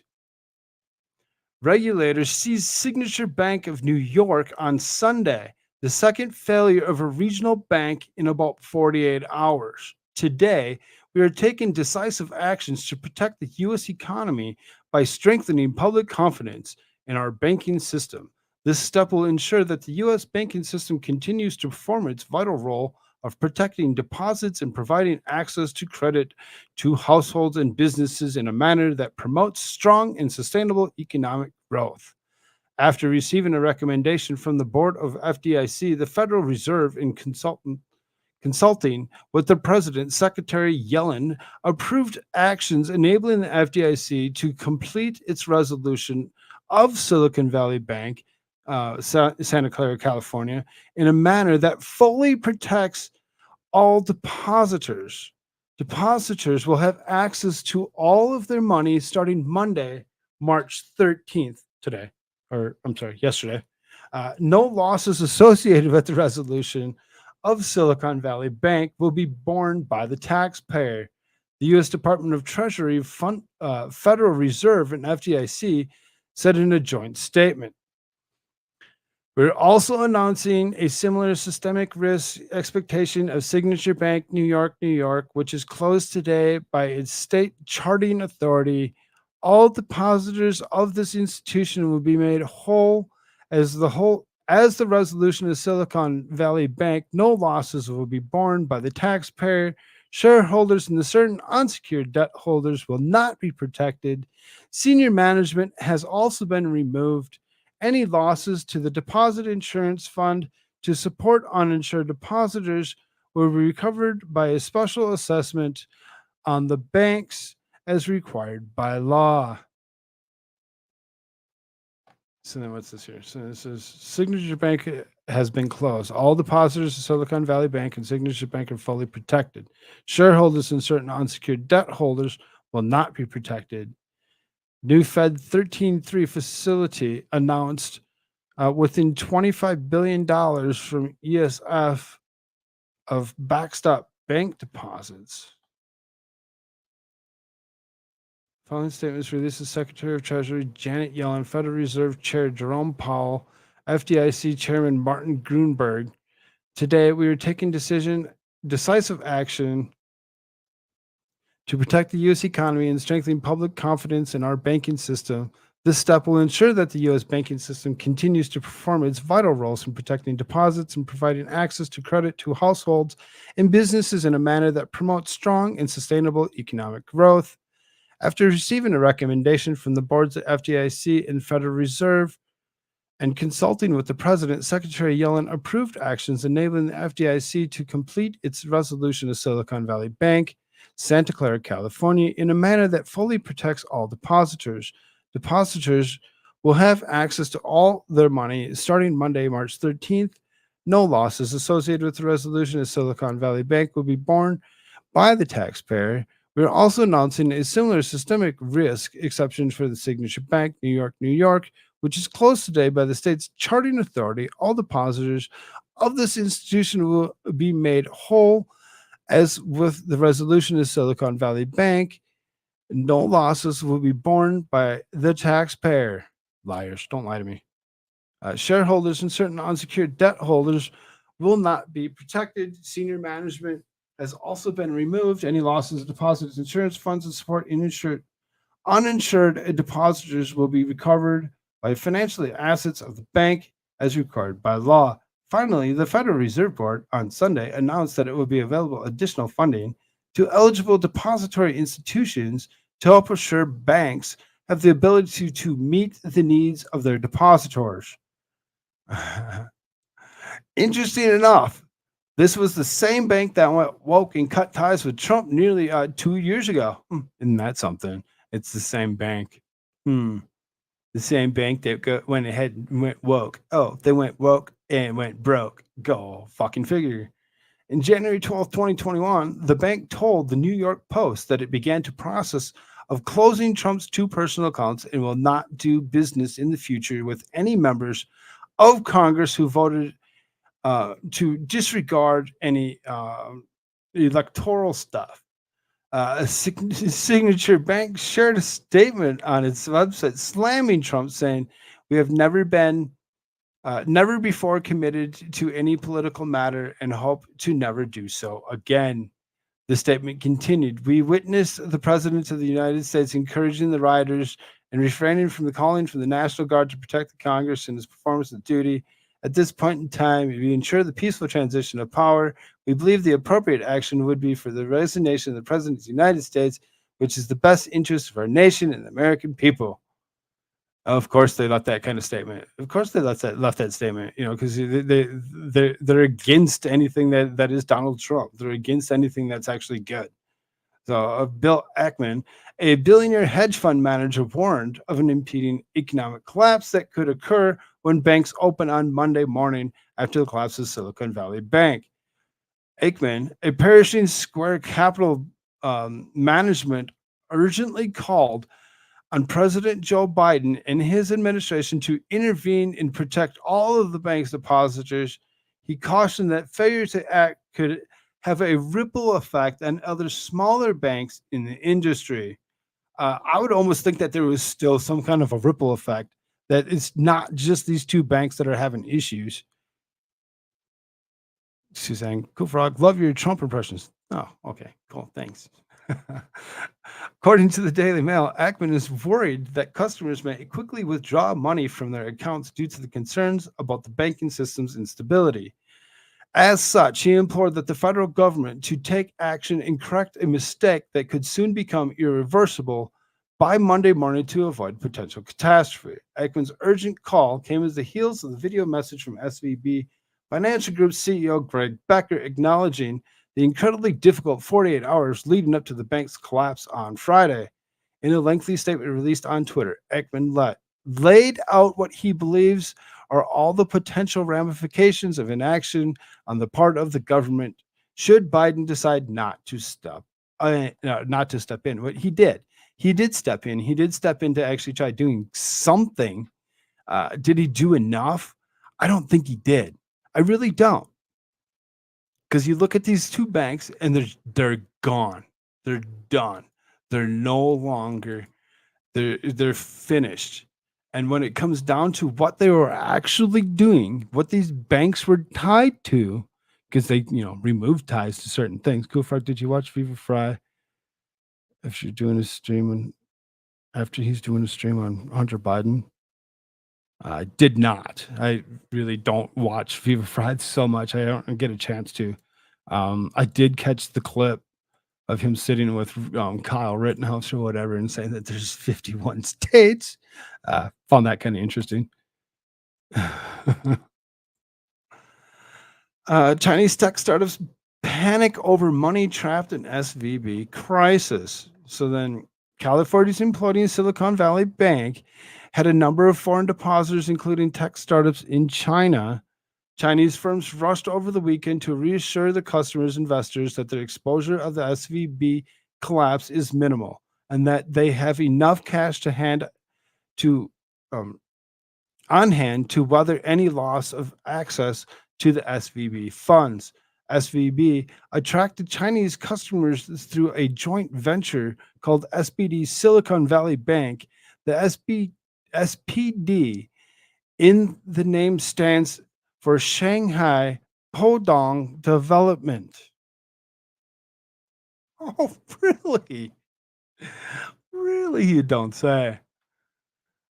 The bank that partnered with SVB to launch the venture in 2012. SPD Silicon Valley Bank issued a statement on Saturday saying that it has sound operations in accordance with the Chinese laws and regulations, and perhaps more importantly, that it has an independent balance sheet. The main SVB bank does have its own Chinese customers, and according to Financial Times on Monday, the bank's collapse took them by surprise because of the time difference between California and Beijing. The run on SVB happened so quickly, with $42 billion leaving the bank's coffers on Thursday in the U.S. That by the time decision makers in China were waking up on Friday morning local time, attempts to rescue their money were already in peril. We tried Friday morning, but it was already too late. The transfer was still processing, and the founder of the Beijing-based tech company, with about $10 million in limbo, it's very crazy. We didn't think this could happen. Several Chinese-based venture capital firms said some startups in their portfolios faced similar issues for not being able to access funds stuck in SVB outside of China. The bank collapse came at a particularly tough time for Chinese groups raising foreign capital, with the ecosystem whipsawed by Beijing's tech crackdown, COVID-19 pandemic controls, and rising geopolitical tensions with Washington. According to CNBC, SPD Silicon Valley Bank had about $290 million in registered capital, which represents the 6.8% of Shanghai Podong Development Bank's total registered capital. China owns the bank. And yet the United States had to go turn around and actually bail it out because they were going to actually lose their asses. And that's something. How many countries do we, as United States citizens, have to bail out? I'm so sick of bailing everybody out of their crap.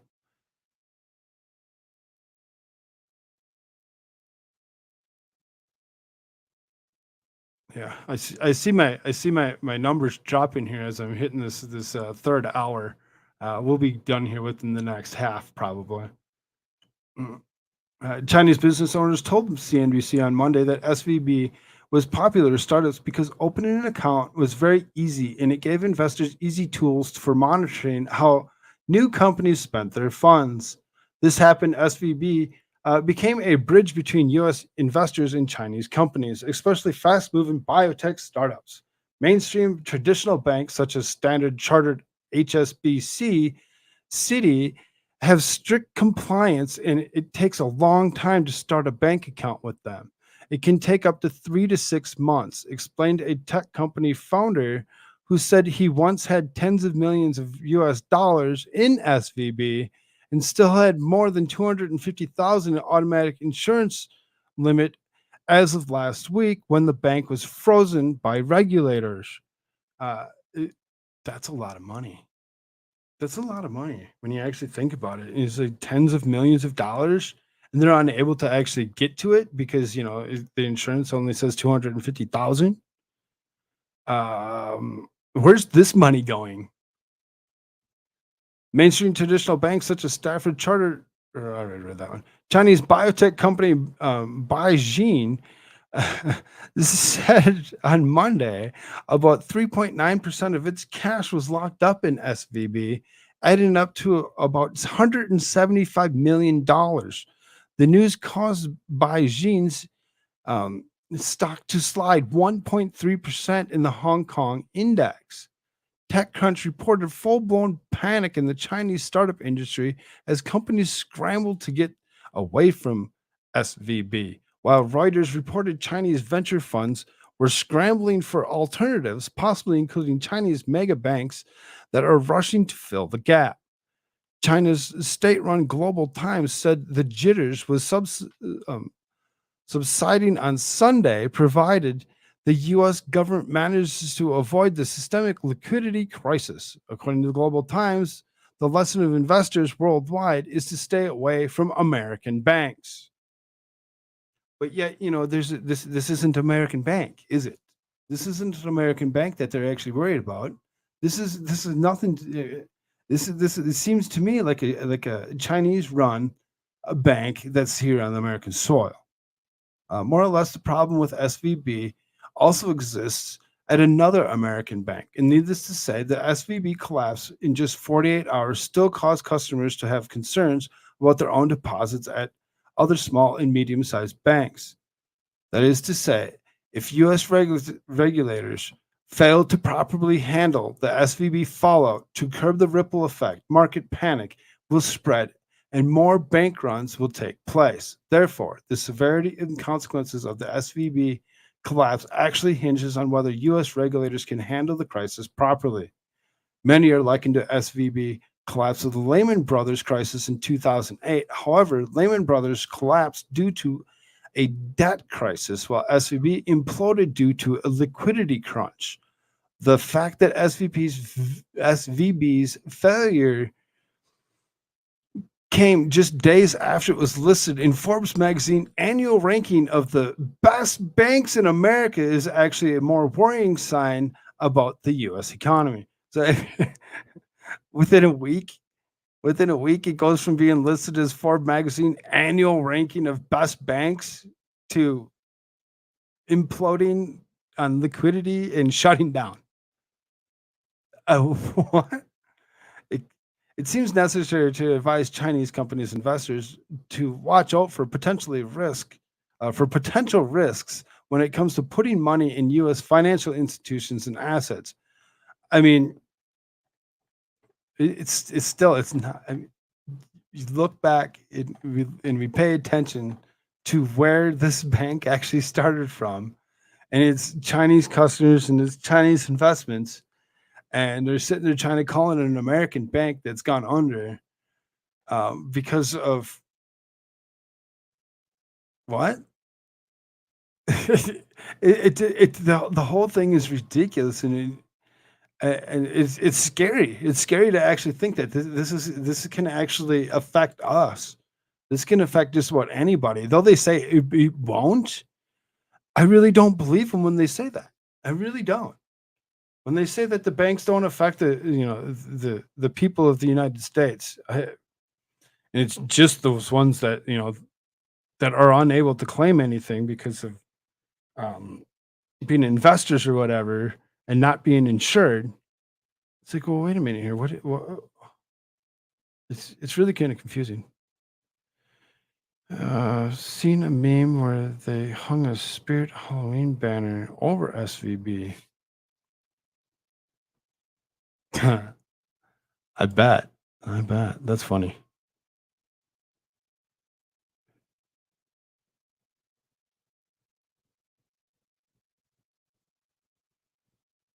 Interesting.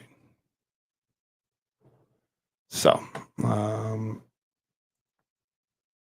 don't think I had anything else for SVB. Oh, I did. Latest failure on Gavin Newsom's watch. They're actually trying to blame it on Gavin Newsom, which is actually kind of funny in itself. That they would actually point fingers at a Democrat and say, "Oh, it's his fault." So then here you go. You get the headline: Silicon Valley Bank collapse. Latest failure on Gavin Newsom's watch. So this is California Governor Gavin Newsom is yet to explain why the biggest bank failure since 2008 financial crisis happened on his watch, with Silicon Valley Bank, a California bank under California regulations. The federal government stepped in to protect depositors on Sunday after a run of the bank last week made it insolvent, but it was the first seized by California Department of Financial Protection and Innovation. The Silicon Valley Bank was chartered in California, headquartered by Santa Clara and San Francisco Bay Area. In the state with a reputation for overregulation, however, authorities failed to step in until it was too late. On Sunday, Newsom issued a press statement welcoming federal intervention to protect the bank's depositors. Newsom said nothing about the actions and inactions of California regulators. It's unclear why he was silent. The article on Sunday in the conservative California Globe, pointed out that the member of the bank's board was also the board of a gender equality organization, co-founder, the state's first lady, Jennifer Siebel Newsom. Tied to who? China and Newsom. I wonder where Fang Fang is. Kind of makes you wonder, huh? Kind of makes you wonder. Let's see here. I'm not ready to go away yet. I'm going to do a few more things. I'll go this way. Two men accused of stealing $26,000 worth of baby formula in Georgia. What? We're going to kind of move on here a little bit, and we're going to, go through these last couple articles fairly quick. Koolfrogg, I just sent you an article in Discord regarding USA weapons in Ukraine. I'll take a look at it here in a moment. Things are heating up. Politics in China right now. Yeah, go figure. Two men accused of stealing $26,000 worth of baby formula. I mean, what? Why are they stealing baby formula? What would make them think that they're going to get anything out of that other than being arrested and fined? It looks like both men are facing charges of felony theft of shoplifting, felony theft of receiving, contributing to delinquency of a minor. Because it's baby formula. Additionally, facing a charge of driving while unlicensed, Mateo Sanchez Romero is facing a charge of providing a false name and date of birth. If you get arrested, don't give your wrong name and date of birth. Don't do that. That's an extra charge. God, people are just dumb. Both adults furnished Dallas, Texas addresses and were housed in Bartow County Jail. The Associated Press noted that February 2021 shutdown of a large baby formula factory and recall of many of the products helped trigger a nationwide formula shortage. Those supplies have largely rebounded more than a year later. Yeah, they have, because they opened the facility back up. Everything's pretty much back on track. So I mean, these gentlemen going around and stealing and selling baby formula illegally, they're going to be looking at some time. They're going to be looking at a lot of time. That's for sure.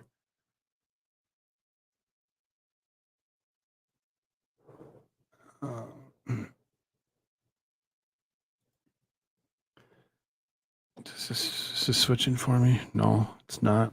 Damn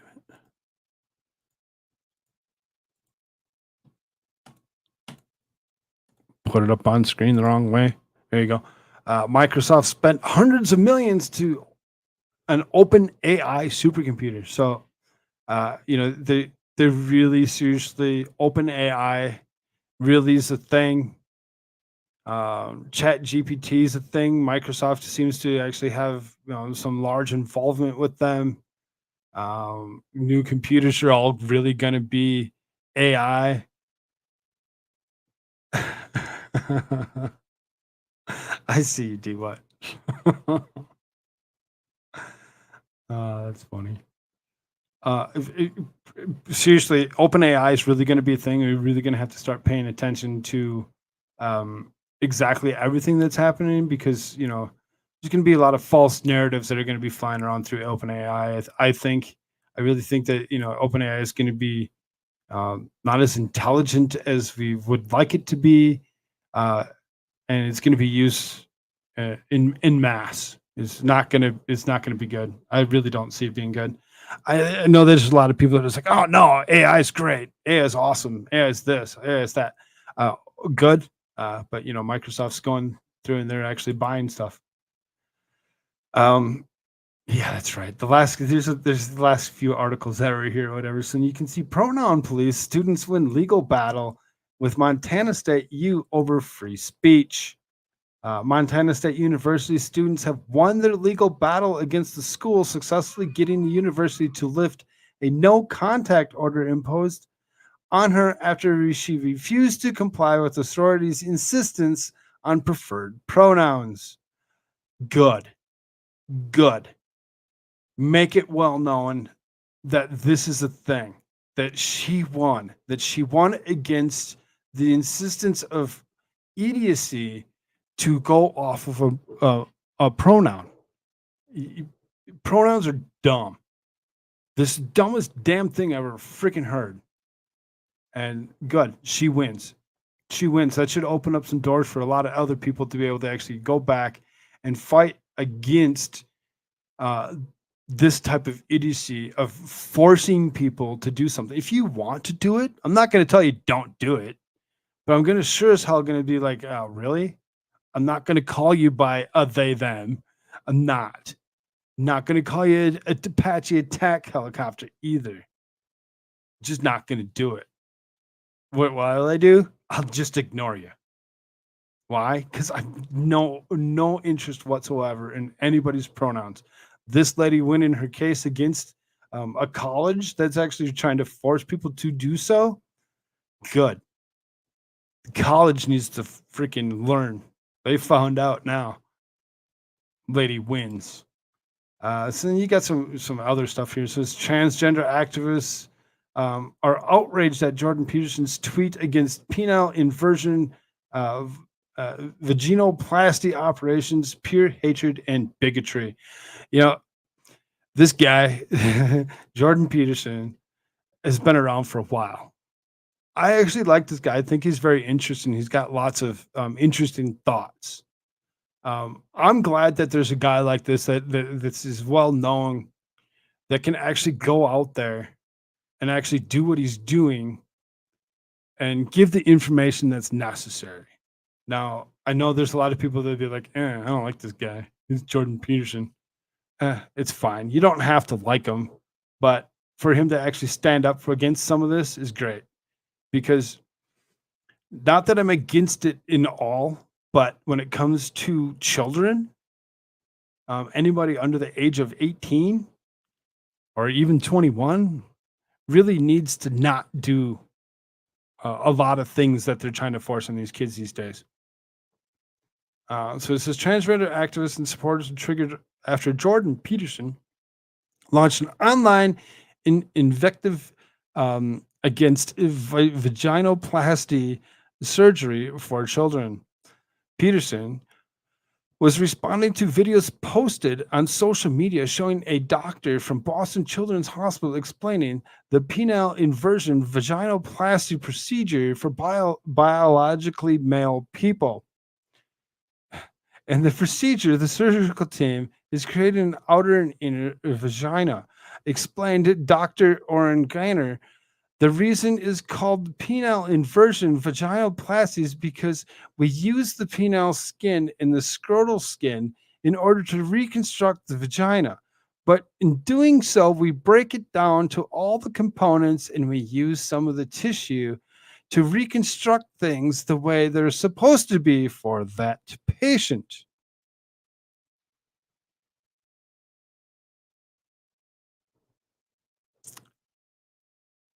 And they're going after Jordan Peterson for calling him out for it. They're like, no. Yes.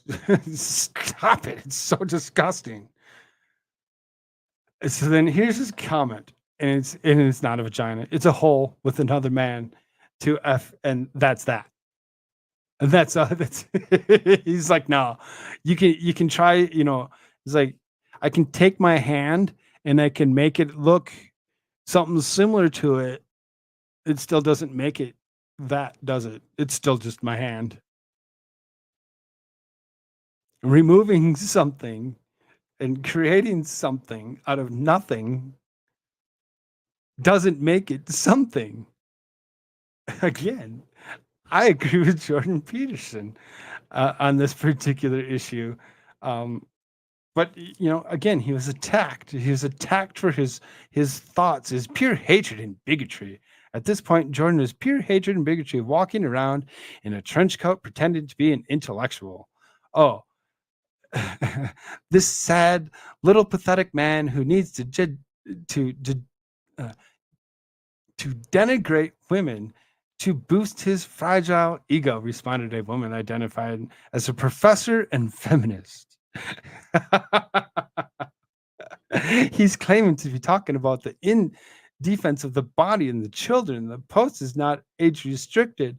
I would be disgusting even if kids couldn't see it. You won't find a single anti-trans crusader who doesn't sexually harass children like this. Really? Really? You're going to sit there and point fingers and you're going to say that we're the ones that are actually touching children? Disgusting. I'm tired of transphobes seeing parts of trans people identify and sexualizing. Others inexplicably accused him of being homosexual over the comment. Calling somebody something that they're not, pointing fingers at them and telling them that they're something that they're not. It really seriously needs to stop. This is disgusting and disturbing.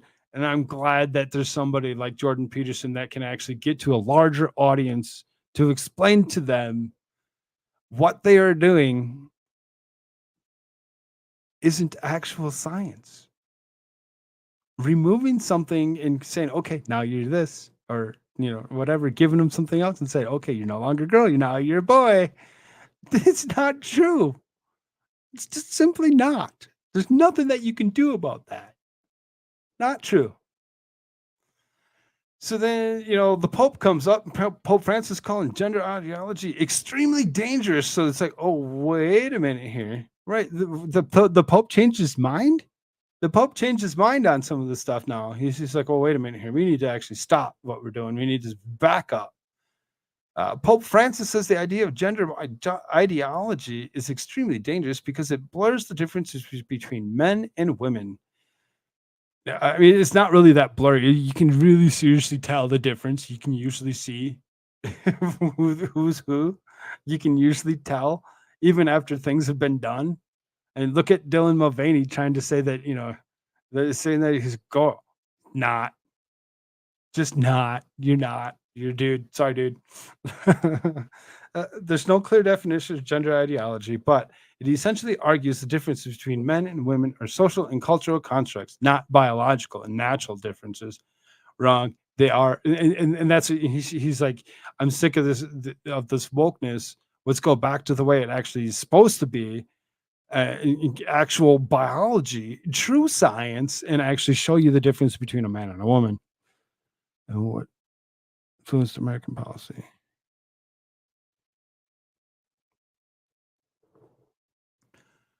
There are somewhat naive people who believe that gender ideology is a path of progress. Francis said in an interview with Argentinian outlet La Nación, published Friday. He also said the ideology is extremely dangerous because it annuls differences and that it annuls humanity. This guy is finally waking up to the situation. He's realizing what's going on, and he's like, wait a minute. We need to stop this. We need to stop this because it's causing other things to occur, and it's eventually going to stop us as humans to continue to evolve and grow culture. If we're not going to evolve, we're not going to grow a culture under these types of terms. Why? Because how are you going to have children? Just because you changed what it looked like on the outside didn't mean you changed all the stuff on the inside. It's not how it works. I always distinguish between the pastoral care is for people who are different orientation and what gender ideology is. There are two different things. Also said Francis, who is the Pope, is known for more progressive stances. In addition, he warned gender ideology at the time is one of the most dangerous ideological colonizations. It goes beyond the sexual. This is why is it dangerous? Because it dilutes differences, and the richness of men and women and all humanity is the tension of difference. The question of gender is diluting the differences and creating an equal world.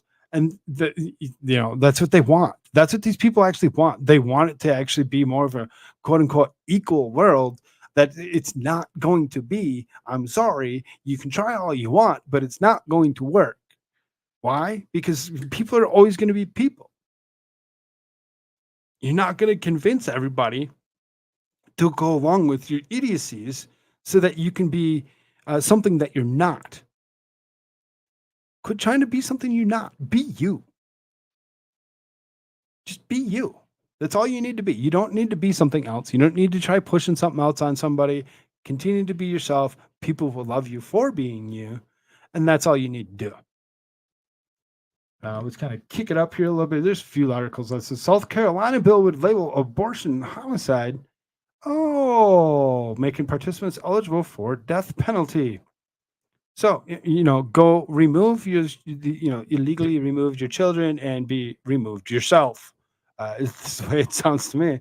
A South Carolina bill is making headlines and seeking to make a person who gets or performs an abortion guilty of homicide. Oh, there you go. Now I have a guest. Took him long enough. What's up, Moose? What's up, bro? Just going through some news, kind of interesting stuff, when it comes down to it. I found this kind of interesting here. It says South Carolina bill making headlines seeking to make a person who performs an abortion guilty of homicide. So, I mean, eye for an eye.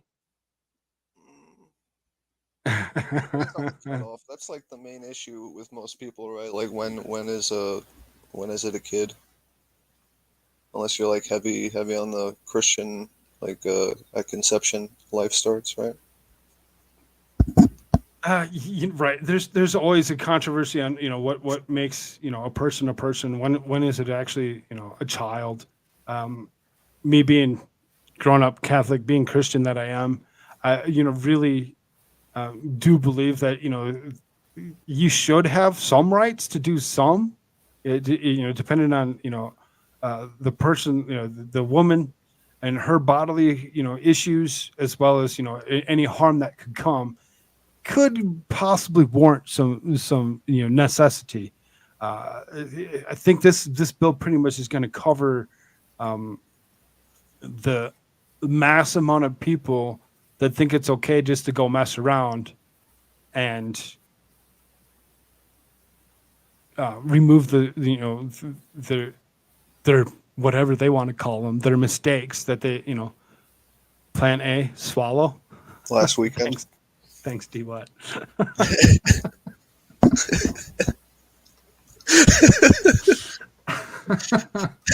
Nice. I mean, you're right though. I mean, it's right. They're using, it's, you got to keep it from getting to the point where they're using it as birth control. Like this is insane. Like some medical intervention, but like not using it instead of Plan B or whatever. That is Plan A for some people. Jesus Christ. That is Plan A for people. And that's it, and sadly that's pretty much where it's going, right? Yeah. Pop through this real quick. So this is Representative Rob Harris introduced the bill. It currently has 21 co-sponsors. The legislation would redefine person to include a baby form in the moment of conception. This would afford a fetus the same protections as a person who has been born, including capital punishment for their deliberate killings. So, when you actually come down to what's actually in the bill, they're actually, wanting to protect the fetus or the unborn, all straight out. So if you go and you go against it, capital punishment. I don't know what South Carolina's punishments really are, if they have a death penalty or not. But if they did, or if they didn't, even life in prison can be enough. So there's an exception for pregnant women who gets an abortion because she is compelled to do so by the threat of imminent death or great bodily injury. And if it was the absolute only way to save the mother's life and the efforts to save them both have failed, the bill would not have exceptions for cases of the graping or incestuous stuff. So I mean, being that it doesn't have the exceptions for those two, I mean, I'm kind of that's the one part about it that I'm like, well, you kind of you drew a wrong line in there somewhere. I know this is South Carolina, but that kind of stuff can actually be kind of somewhere where you might want to still draw a line over it and be like, well, you're graped. That's not good. That's not good at all. Your brother did it, even worse. So what's up? There's a decent argument for, like, you don't want to blame the kid for some fucking psychopath. Excuse me, but South Carolina recently said that they're going to start using the firing squad again for executions. So that might make you feel a little better. Sure. Pixel says, I think it was in July of 2005, it became a law that the fetus were unalived subsequent to the mother being unalived as an added charge. Yeah, absolutely. We just went through this last week or whatever with an article where a lady was unalived, a pregnant lady was unalived or whatever, and they're actually charging the person with unaliving the baby as well. It's just like, well, when when do you get to choose this, and who gets to choose this? It's like, oh, she got unalive, so oh no, she wanted that child. She wasn't going to unalive it within the next 2 months of her pregnancy, which would have been allowed. There's a lot of gray area when it comes to this particular topic, and a lot of people look at us, because we're a couple of men talking about it, that we shouldn't really be talking about it. We don't have we don't have a say, because we don't have the body parts to say. So I mean, it's kind of disturbing in itself on where these laws actually go.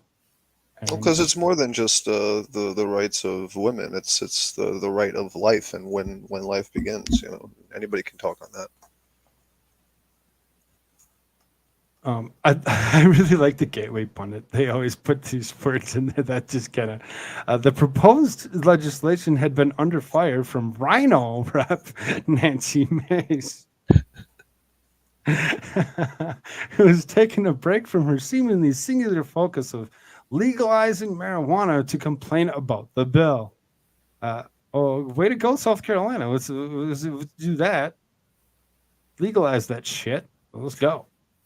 To see this debate go into the dark place, dark edges, where it has gone on both sides of the aisle, has been deeply disturbing to me as a woman, as a female legislator, as a mom, as a victim of graping.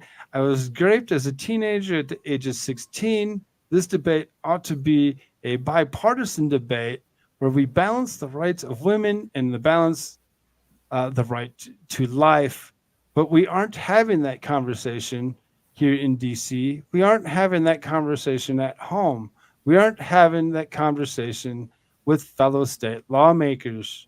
The South Carolina Supreme Court previously ruled that banning abortions after 6 weeks was unconstitutional. For now, abortion is legal in South Carolina up to 21 weeks and 6 days of pregnancy. 21 weeks? Holy crap.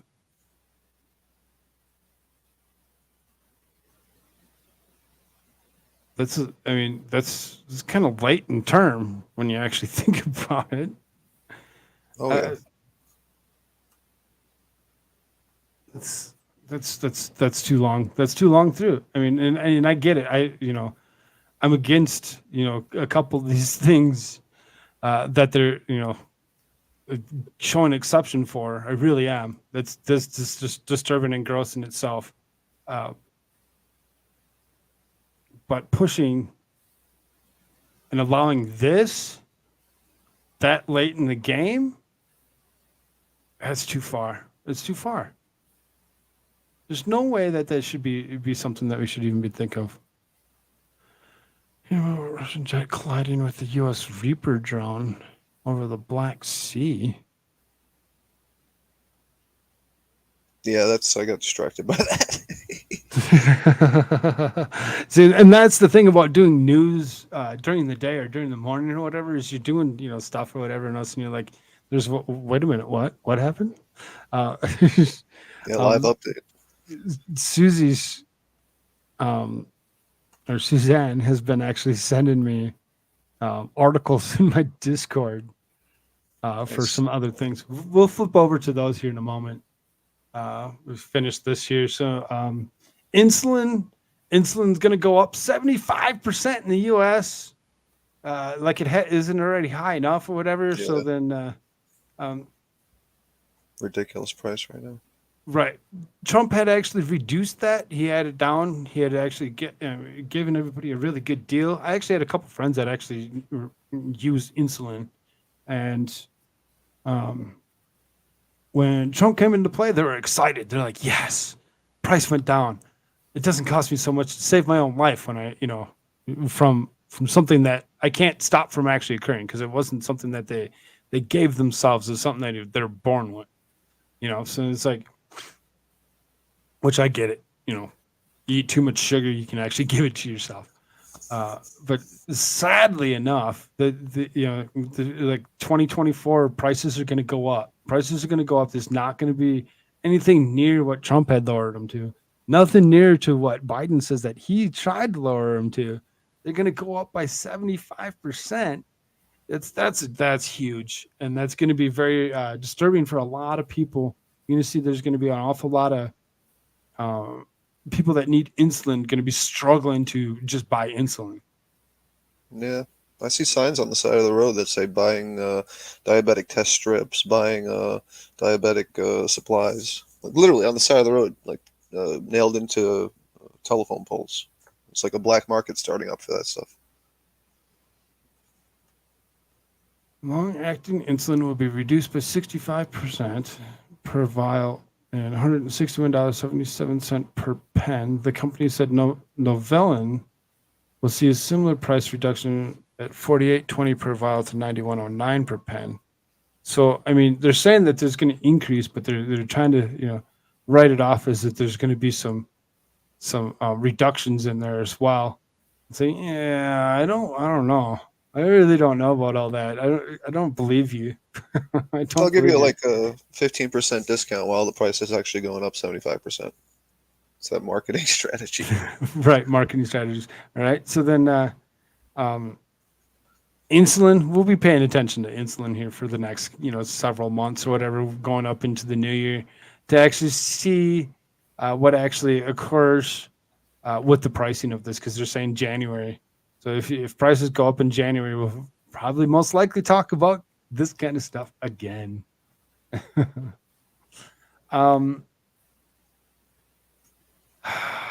These laws that it's like there's people that are sentenced to long times, and they're so this is family in Connecticut victims outrage the state commutes 44 murder sentences. Outrageous. It's just like they're just like you're taking up too much room. And they're releasing. There's people that are very upset that they're releasing these quote unquote murderers. Families. What's it? Release nonviolent drug offenders first. How about that? Oh, that would be too easy. Families of Connecticut crime victims are outraged after 44 members of their sentences commuted, accusing the Board of Pardons and Paroles of amending its policy to favor the state's most violent criminals.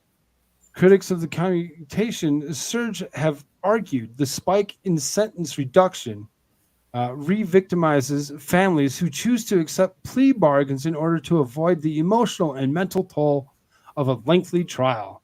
Audrey Carlson, who lost her daughter Elizabeth after she was murdered more than 2 decades ago, joined Fox and Friends Monday to discuss her concern over the policy and why the commutations are outrageous. And although her daughter's killer request was fortunately denied, she remembered enduring a tailspin after hearing the news, calling it outrageous. Everything resurfaced from 20 years ago. We buried our daughter, and the therapy for the years and years of navigating through the grief and trying to basically find our way resurfaced. I couldn't breathe. I was struggling. Our daughter, our surviving daughter, Leslie, who escaped the house that day, we all went into a tailspin, my husband, my daughter, and I. In a tailspin, when we could catch our breath, we realized that we had work to do. Last year, about 71 commutations out of Connecticut, according to the state board, compared to only 6 between 2016 and 2021. So they're just releasing people. They're like, let's get them out of here. We don't need to hold them anymore. It's okay. Let's let the violence go ahead and consume the streets of the United States, because whatever, we don't care. Since reassuming the process, the board commuted its sentences 97 criminals, according to the report, and denied almost 300 to 400 applications received. The list of denials included Elizabeth Killer. But despite the board's stance, State Senator Heather Summers, Republican, accused the board of acting in the dark to reduce criminal sentences after the policy shift post-pandemic. This is a policy that has done in the dark by the Board of Pardons and Paroles, which is appointed by a Democratic governor who is state of Connecticut. They took it upon themselves, or they were given a nudge to revise the policy, Summers said. She noted The rule allows anyone, regardless of the crime, to come before 3 unelected members of the State Board of Pardons and Paroles to reduce their sentences. Criminals convicted of raping, murder, and other heinous acts were permitted to seek commutation, which she warned is wrong because it's overriding plea deals and judges. And that's, these things here. When you actually look at plea deals and you look at the stuff that they were actually given, lenient sentences for guilties. And judges were, put their names on there to say, yep, this is what you're going to do. You're going against all of that. Yeah, in a lot of cases, those plea deals were like already too low, and now it's just they've been lowering it even more. Right, they're lowering it even more.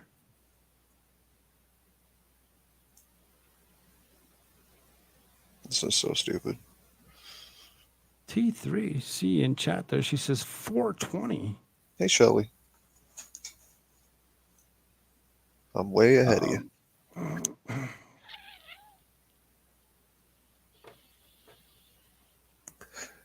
Cheers.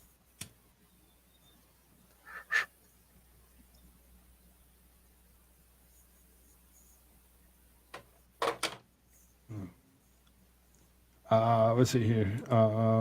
They're coming in front of the board of three and unknown to us as legislators, and they're saving decades, not a few years, decades off of sentences. And just last week, the board shaved off 67 years off of someone's 95-year sentence. And it is outrageous, and we are committed to making this stop. That's ridiculous. You removing 67 years off of someone's sentence? Yeah, I want to. You're just gonna let him go? You'd be like, it's okay. The pair called on Governor Ned Lamont, Democrat, to take action against the commutations, urging him to halt the process so legislatures can evaluate the implications.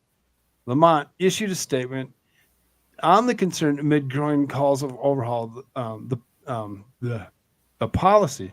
Connecticut remains one of the safest states in the country, in large part because of the data-driven approach used to develop and evaluate criminal justice policy and practice. The commutation process has accelerated rapidly since coming back online mid-2021, given the substantial progress the board already has made in hearing commutation cases. It's time to step back and see how the policy is working. The seriousness of the topic demands a careful approach involving the General Assembly as well as stakeholders, especially victims. The board reportedly consists of members nominated by the governor, and they have sole authority to grant pardons and commute some sentences. We feel like Connecticut has turned its back on all victims and survivors who have taken these plea deals. We reluctantly look at 42-year plea deal, largely because if he had gone to trial, it probably would have been 60 years with a lot of wiggle room and lots of appeals, and have dredged that up to be victimized again and again and again. I'm not sure we could have handled that. The bottom line is no one ever thinks anything bad is ever going to happen to them. It happens to somebody else. We are that someone else. They need it to do what's right and ethical and moral. So they've not done that. They're not doing the ethical, moral thing. They're actually going and being fine with, allowing multiple people off of large sentences to just be gone. You're like, it's okay. You were good while you were sitting here in prison. I must let you go. I must let you go early. This is like a social experiment they're doing, and it's at the expense of the public. They have no idea what's going to happen. Last couple articles that I had before we move on to the stuff that Susie actually threw at me. I'm gonna.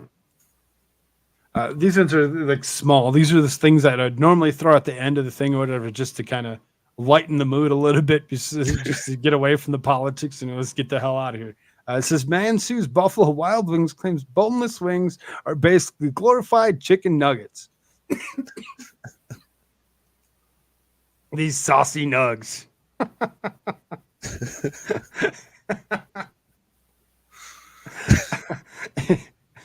An Illinois man filed a class action lawsuit against Buffalo Wild Wings restaurant chain, alleging that the boneless wings were essentially chicken nuggets, multiple outlets reported.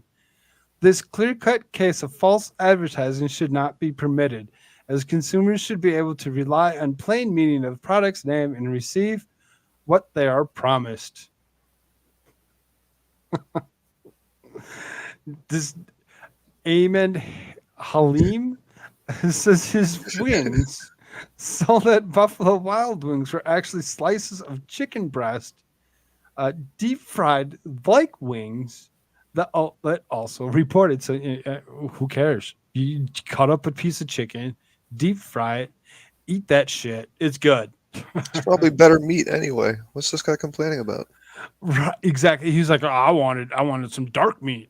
The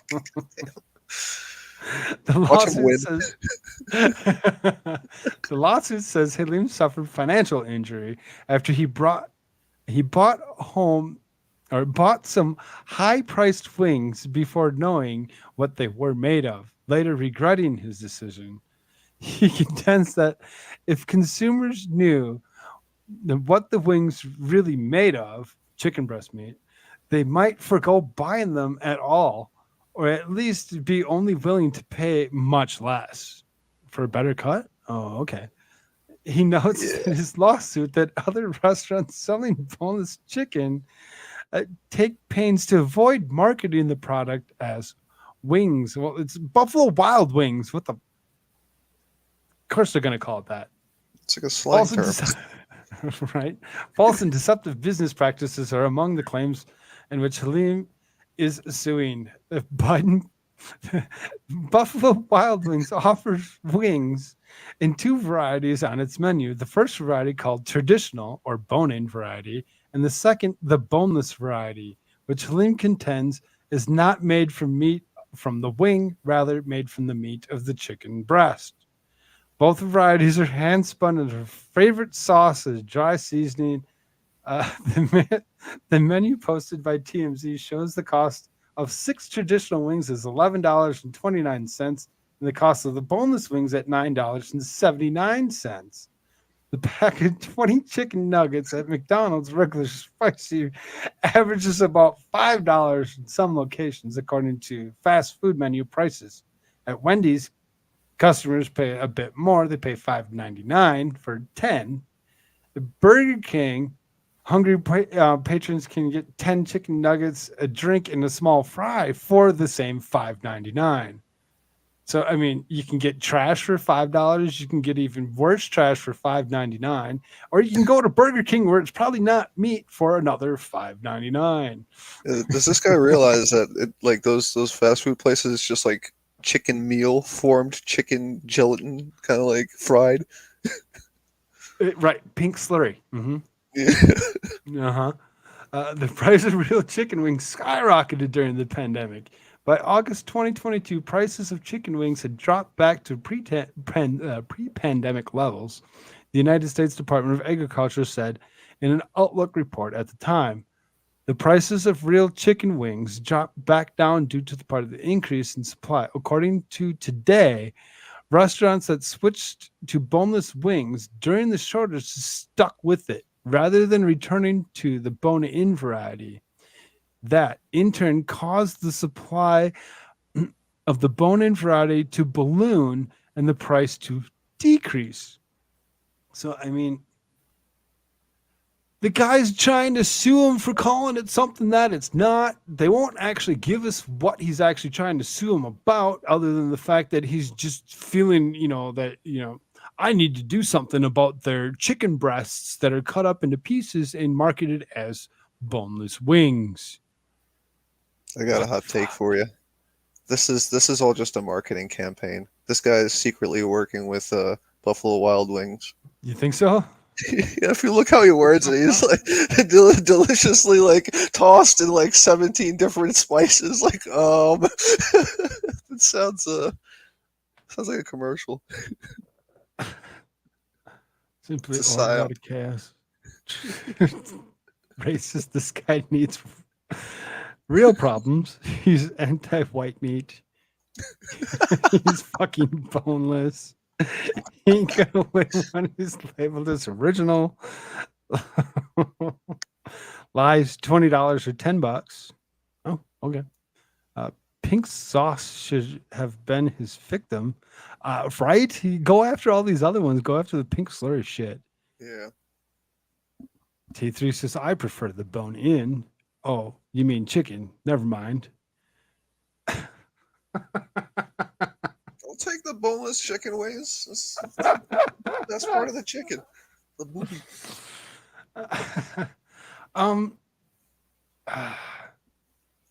This one really kind of it's very disturbing. So you can kind of see there's this young lady that went to go take money, and you can see this guy, this young man, goes and actually picks her up and throws her to the ground. It's very, very disturbing. I don't think we'll be able to actually watch the video just because of how violent it really is. But it says a woman in Houston, Texas is recuperating from serious injuries received from a robber violently attacked her and stole thousands of dollars she intended to use to visit her family in Vietnam. The harrowing incident happened on February 13th and was caught on video surveillance. Police believe the assailant followed 44-year-old Nong Trong from 425 miles after she withdrew money from the Bank of America before he attacked her. The video shows him grab her and run off with an envelope, but then return when he realizes it's not the money that he was seeking. He then grabs her again and slams her to the ground before stealing the money. Trong suffered a serious injury to her spinal column when she hit her head. Doctors said that she may never walk again and has only a 50% chance of full recovery from her injuries. Her family said the man ran off with about $4,300 that she had saved up in order to fly her children to Vietnam and visit her family, whom they had not seen for nearly 6 years. I'm feeling very horrible and sad at this time, said Trong. Police are looking for a suspect they describe as a black man in early 20s, standing about 5'8", weighing about 140 pounds. Trong's children are 13, 15, and 20. They say that she was the family's only breadwinner, and their bills are mounting up. It's been really bad. We have to pay rent and stuff, and she's the only one that can work and help us. We don't know what to do. 20 years old, go get a job. 15-year-olds, guess what? Go get a job. 13, almost, go get a job. You can get jobs at restaurants. Go help your mom out. I mean, what the hell? Take care of the house chores at least. Do what you need to do. I mean, there's a GoFundMe account that's on it. So says her son says they're having a difficult time going to school while they worry about their mother who is taking care of her. Trong's mother said that her daughter had lost her husband to liver cancer about 7 years ago. The family started a GoFundMe account to help with their bills, and supporters have raised over $32,000 for this family. You can kind of see that she's paralyzed. She's not movable. There is a video to go along with it of her not being able to move, sitting in that bed, as well as a video of this person grabbing and actually, spiking her to the ground. How dangerous are people these days? They're just going to go around and they're just going to hurt people. It's okay. Don't worry about it. Well, this is a trend you've been seeing for like at least since the pandemic, the black on Asian crime thing. It's like you're seeing that like vicious attacks all over the place. Right? They actually pushed that as a big thing for a while, that the Asian hate crimes They were trying to actually go off of that for a while, but then they stopped. They stopped actually saying that was a thing. Why? Because it was going against their narrative. They were assuming that it was, white people doing it, and it wasn't. It was the majority of them that were happening were occurred by a black man actually so doing much, something. And so much senseless violence. Like you see some videos, the guy literally comes up from behind someone, like doesn't talk to them, no problem whatsoever, and just decks him in the side of the head and walks away. Like what? Why? Right? Why? So,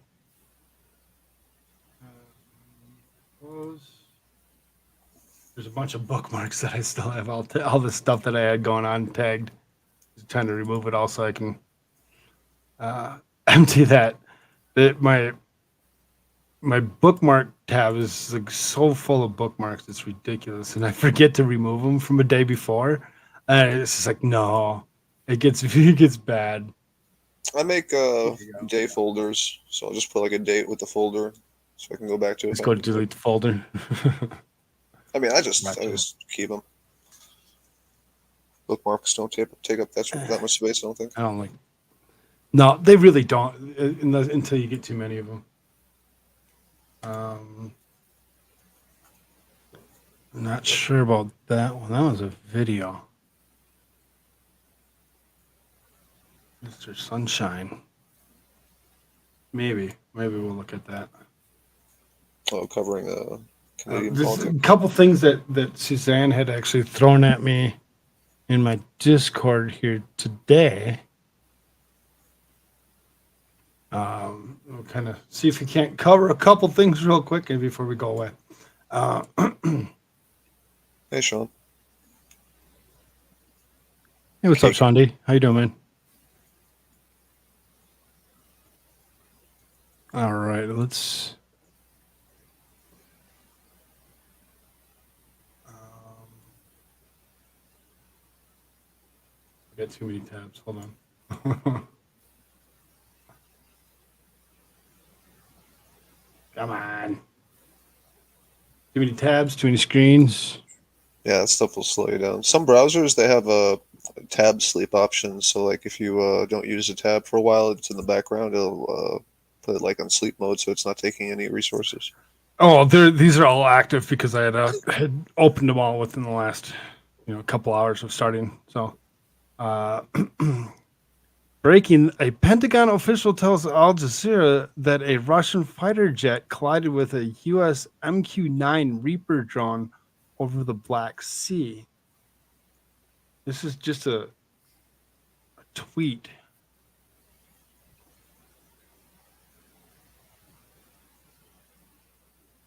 Pentagon official.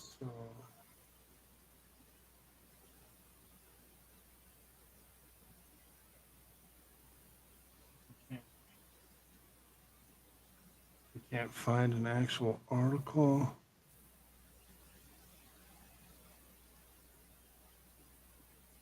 There you go. Russian fighter jet crashes into U.S. Reaper drone over the Black Sea. The Russian fighter jet has collided with an American Reaper drone over the Black Sea. U.S. military confirmed today. The U.S. military said Russian fighter jet was clipped the propeller of the drone, forcing the U.S. to bring it down over the Black Sea. Pentagon official told Al Jazeera that the collision occurred after two Russian fighters tracked the American hardware in an unprofessional or safe manner, and news organization's Arabic language Twitter account said. One Western source said earlier that the investigation was underway to check whether the drone had been shot down in the area of intense NATO military activity close to the Ukraine war front lines. It was quickly confirmed that the collision had occurred between U.S.-made MQ-9 Reaper and a Russian Su-27 fighter jet. More to follow. Yeah, they do that a lot. The Russians like to go like very close to American planes and other planes to kind of intimidate. This is just a Reaper drone that they were going after. So It wouldn't surprise me if there was- unmanned drone, and you go and take them out. It's like, oh, okay. Yeah. They also have pretty poor navigation, so they could just smashed into it. U.S. officials said the Russian fighters harassed the drone by dumping fuel on it before one Su-27 clipped the propeller of the $32 million drone, forcing it down over the Black Sea in a total loss of the unmanned aircraft. The incident happened in international airspace, but not too far from the battles raging at the front lines of the war in Ukraine amid Russia's ongoing invasion of the country.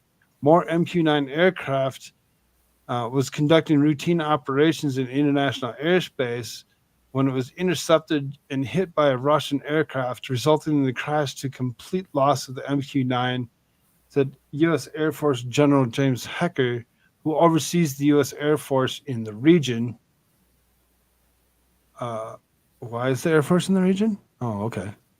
In fact, this unsafe and unprofessional act by Russians nearly caused both aircraft to crash. He added, saying that the incident follows a pattern of dangerous actions by Russian pilots over international airspace. One Western source said earlier that the investigation was underway to check whether the drone had been shot down. It was quickly clarified that the collision had occurred between U.S.-made MQ-9 Reaper and Russian Su-27 fighter. It's not immediately clear why the drone is operating in the region.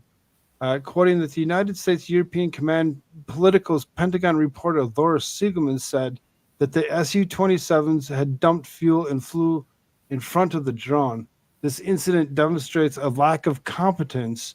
The quote read, analysts suggested the Russians may have been trying to down a much smaller aircraft in such a way that would allow them to recover its data.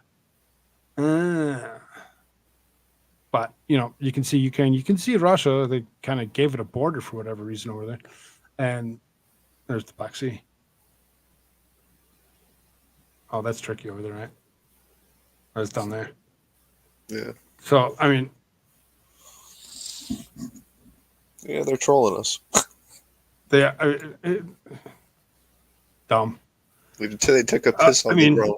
So drones, fighter jets, let's go take each other out, dump fuel, play games, mess around, find out. I mean, they're teabagging the drone. Incident has happened involving U.S. Reaper drone flying over the Black Sea. Investigation is underway to determine whether it's shot down, Western military sources say. All right. Here's the Reuters report. Tux News.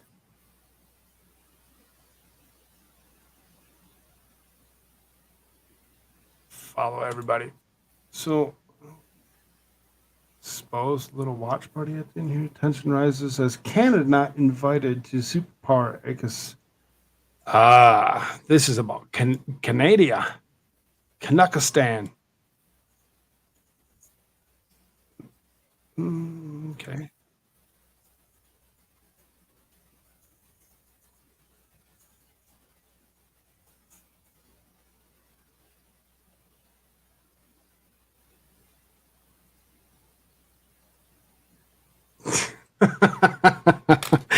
I couldn't even finish the sentence without laughing. I'm like, he's talking transparency. What the hell is he even saying? Really?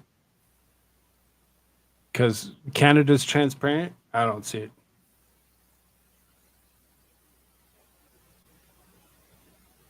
I think it's muted on my end, at least.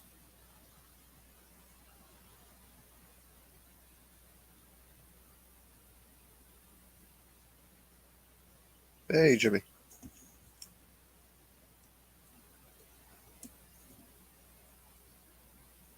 At least Justin Trudeau does. I noticed that he's riding a moose. Oh, yeah. Moose makes an appearance.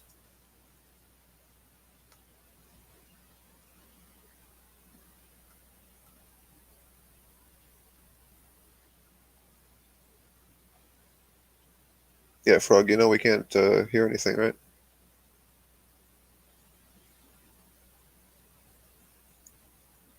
Say what? We can't hear anything on this end.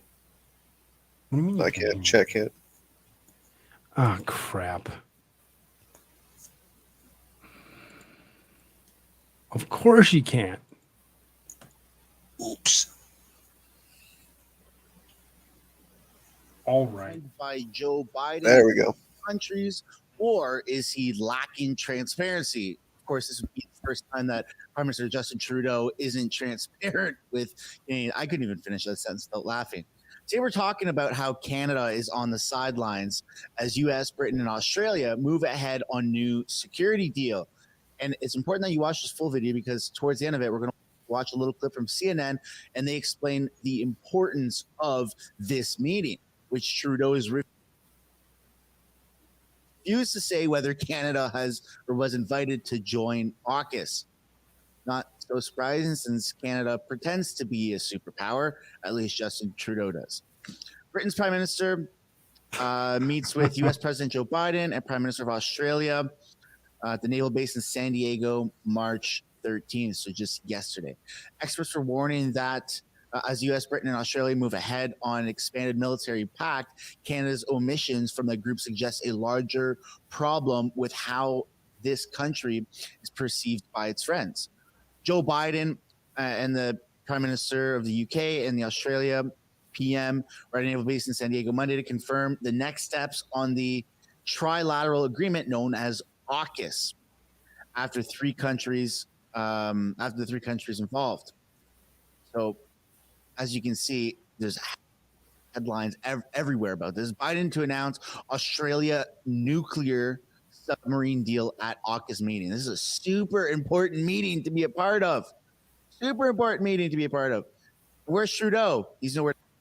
It's a super important meeting to be part of, and Trudeau is not there. Canada has no say over what's actually happening. They're just going to be drug along, and they say, "Let's go." You know. You don't think that's by Canada's choice, right? The rest of them left it out. They left it out. I would hope not. I would hope that wouldn't be their own choice to not actually show up for such an important meeting. Maybe just been left out, or not thought of as being a real country or something. I don't know. Just like it don't matter. Let's skip him. Trudeau's a Canadian Chinese agent anyway, so maybe they didn't want spies at the table. Whole table's full of spies. And no, it was not Canada's choice, according to Suzanne. She's a local Canadian. That's a slap to the face. Trudeau's in bed even deeper than Biden. Oh, he's down there, huh? Where to be found. So let's look at what the significance, the importance of this AUKUS meeting is, and why, we can then speculate why Trudeau wasn't there. So there are so many dimensions to this security partnership. Broad strokes, what is the significance of AUKUS? The key point here, Leela, thanks for having me on, is that this will enable Australia to join the club of countries with nuclear propulsion submarines. Australia will get, the first tranche will be on loan or visiting ships from boats, I should say, from the United States that will be ported in Western Australia on the west coast in the Indian Ocean. That will be followed a decade or so later by the acquisition of Virginia-class submarines by Australia, having worked to supplement the production capability in the United States. And then following that will be a jointly developed submarine that includes technology from the United States centered on a British model, Astute-class submarine that's more in the keeping of Australia's numbers of sustainable submariner crew. So this is about nuclear propulsion for the Australian Navy, but it's also about a range of other technologies, about hypersonics, about collaboration between these three trusted partners on advanced weapon systems in light of the emergence of the great power contestation we've seen unfold not just over Ukraine, but obviously the risks of a conflict in the Indo-Pacific in relation to China's rise. This is no surprise considering Russia's hypersonic nuclear submarine that just went completely missing in the water. America, Canada, no one in the world knows where it is. It's one of the most lethal weapons out there. So of course, US is doubling down on their submarines and their nuclear capabilities. Why is Canada not there? Why is Trudeau sidelined? Is he a cuck? Does President Joe Biden, the most popular president with 81 million votes, know that there's some sort of shift happening in Canadian politics and Trudeau won't be there forever? Is that why? I'd love to know your thoughts. Let me know down in the comments. Thanks for watching. I'm pretty sure there is no such thing as a hypersonic nuclear submarine. There's nuclear submarines that have the abilities to put hypersonics on their missiles. They can launch hypersonics from, from sea or whatever. And, the way hypersonic works or whatever is, you explained it earlier, was it doesn't actually do like a ballistic and go up and come back through the atmosphere or whatever in a trajectory type of way. You can actually launch these and shoot them straight across the atmosphere, which wouldn't exit the atmosphere to be picked up by satellites, and they would be able to launch multiples at one time. So if they put the hypersonic abilities on almost any missile, because these, if you've seen the first thing that we actually went through was the missiles that were the guidance system that we actually gave to Ukraine from the United States, that actually allows you to actually pinpoint and like it at hyper speeds control that device to actually hit exactly where you want it to hit. It's very, very interesting when it comes to hypersonic. And yes, hypersonic, not the submarine is hypersonic. The carriage that holds the missile would be hypersonic. Right, you're talking about the glide missiles. They go like a couple hundred yards above the right, the ground. Right, and they fly straight above the ground.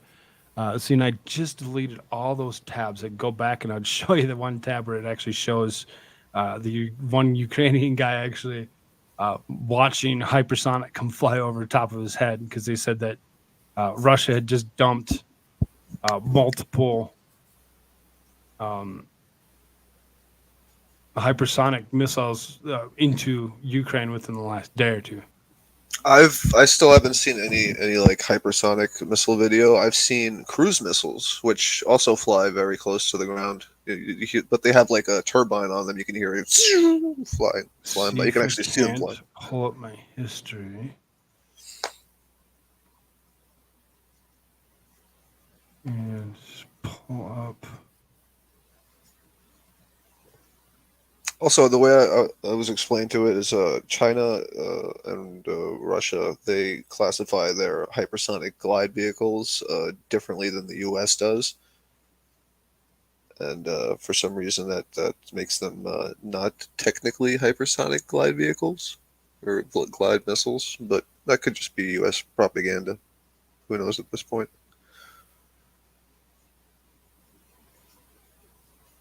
I think China Uncensored did an episode on the comparison, which is an awesome channel. Everybody should subscribe to them too. I mean, you subscribe to everybody. I mean, just everybody should have the same amount of subs across the board. 2.1 billion. How many people are on YouTube?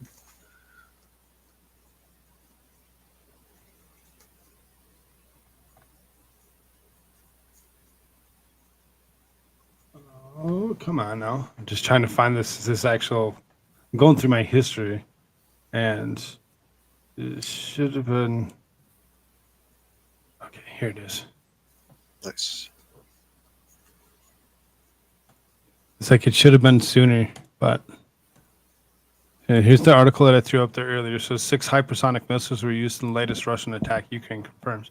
So when you actually go down below here, you actually can see this is alleged footage of a hypersonic missile launched today against Ukraine armed forces. It does say alleged, but Вот ебать это пизда нахуй. Oh yeah, that doesn't look like a cruise missile. It's got that like sonic boom envelope.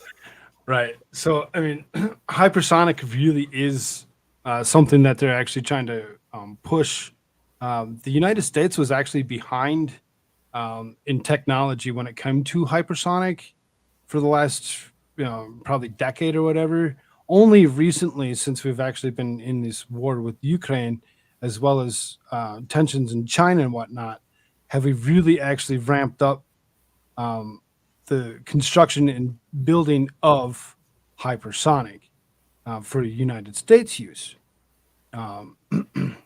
That being said, it sounds like the United States is trying to actually get themselves into the hypersonic race, so that way we have means of actually taking Russian and or Chinese hypersonic out of the sky before it actually hits. It's a good idea. It's like, oh, okay, thanks for finally looking up for at it and being like, oh, wait a minute, you guys are more technologically advanced than we are now. Oh, oops. Well, there's also that like tech smokescreen that countries do, where they put out like misinformation that like they're working on something absolutely crazy that's like next level, but meanwhile they're not like doing anything on it, and that forces like other countries to like start working on crazy projects and sinking money into them when they might not even be like a valid concept. So He says, where does all the military money go? I mean, on cocaine. Obviously, there has to be some monies that have to be, dumped into the, defense thing or whatever, Department of Defense to actually boost their military to keep it up. But it's the billions and billions of dollars that, this government sent Ukraine in the last few years, right back into Joe Biden's back pocket. Because that's what they do. I want to see like a thorough investigation into where his money is going, where it's floating around. Because I don't know, I think we got a traitor in the White House, to be honest with you. Well, if we pay, or definitely have a traitor in the White House, if we actually pay attention to what actually comes out of this this current Congress or whatever, this Republican House, there's going to be some interesting comeuppance that will actually be, something to be paying attention to, because they got several committees that they're looking into China, they're looking into Joe Biden, they're looking into Hunter, they're looking into a lot of things that just were overlooked over the last few years. So hopefully they actually do something as opposed to just, cucking out and just being like, whatever. Yeah, it seems like a lot of time they put the pressure on, and then they can until they can get something that personally benefits them, and then they lay off until the next run. A lot of these politicians. Oh, Tweety, hi, Tweety. I'm What's up, sorry. I Tweety? know Good to I've see been ya. ignoring. I've been neglecting chat today. I'm still waking up. Tweety I didn't says, want- why is my bra hanging from your antlers? Oh shit. you can have that back. Hold on, I'll fix it for you, Tweety. Damn, Moose. There you go. I didn't know it was like that. She brought it up. I'm not saying anything. Moose never tells. Yes, has more private contracted military than enlisted. Sure. Moose with question marks. I figured out how to use OBS virtual camera with StreamYard, so now I can put whatever I want over here. Sure. You got the.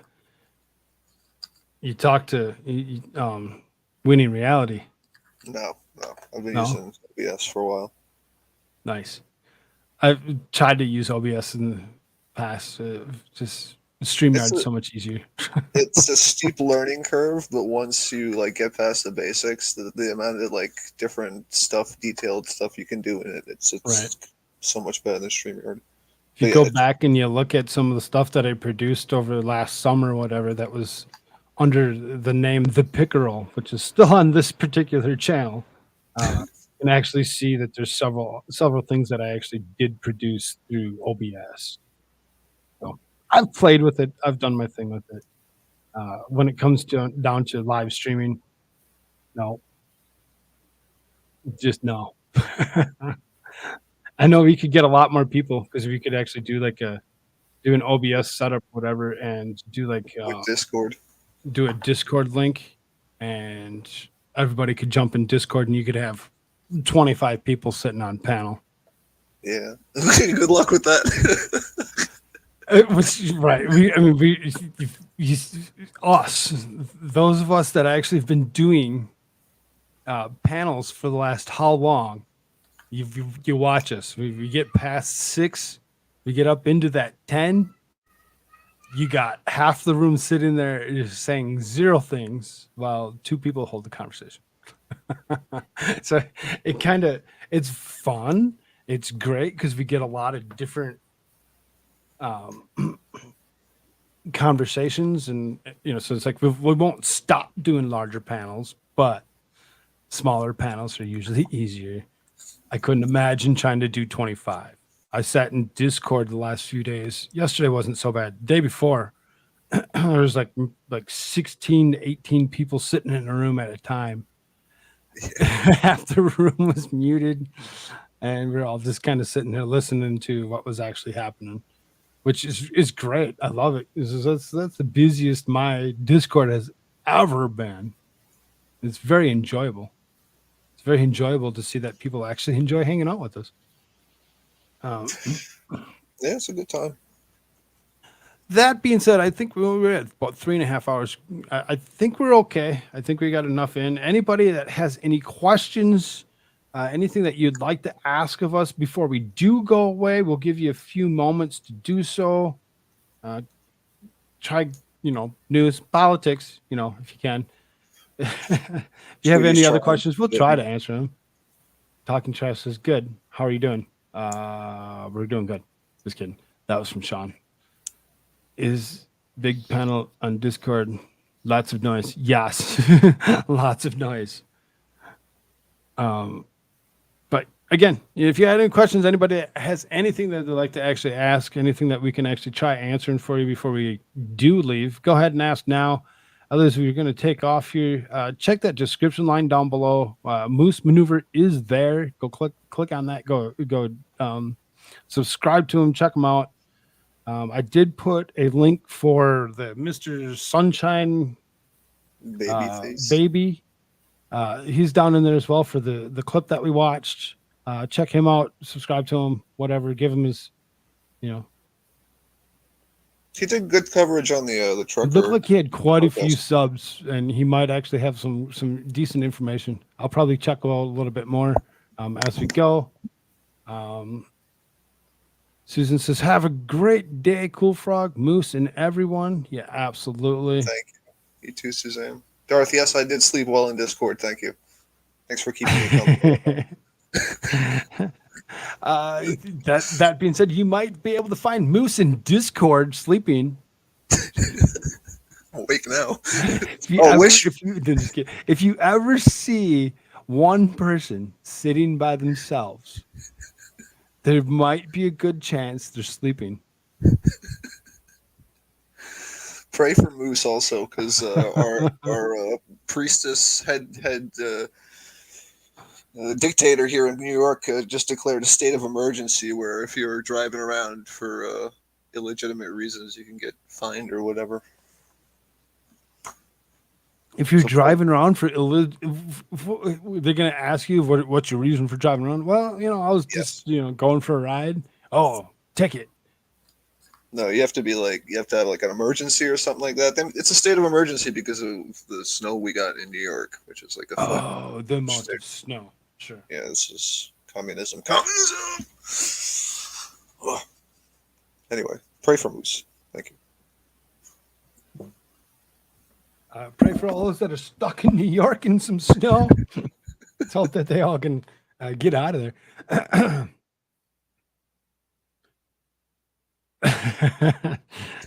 T3 says, nah, he was knocked out. Yeah, I jumped in there a couple times and said hi to you. You're out. You're like, nothing. It was pretty good.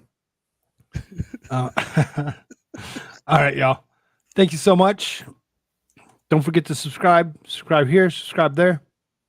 Subscribe to everybody. Check everybody out. You check me out tomorrow morning with Talking Trash and Truth at about 6 o'clock Eastern Standard Time. I know. I said it. Eastern Time. Then I'll be back again here tomorrow for another episode of Shtick with Koolfrogg. That will be several hours after 8:30, I believe that's where I usually put it. And maybe it won't go as long, and maybe we'll have somebody else with us. Who knows? We just, every day could be interesting. Let's hope that everything is well and good for America Shirts, and let's pray that he actually can make it tomorrow. That'd be great. Yes. Otherwise, thank you all so very much, and see you later. Bye, everybody.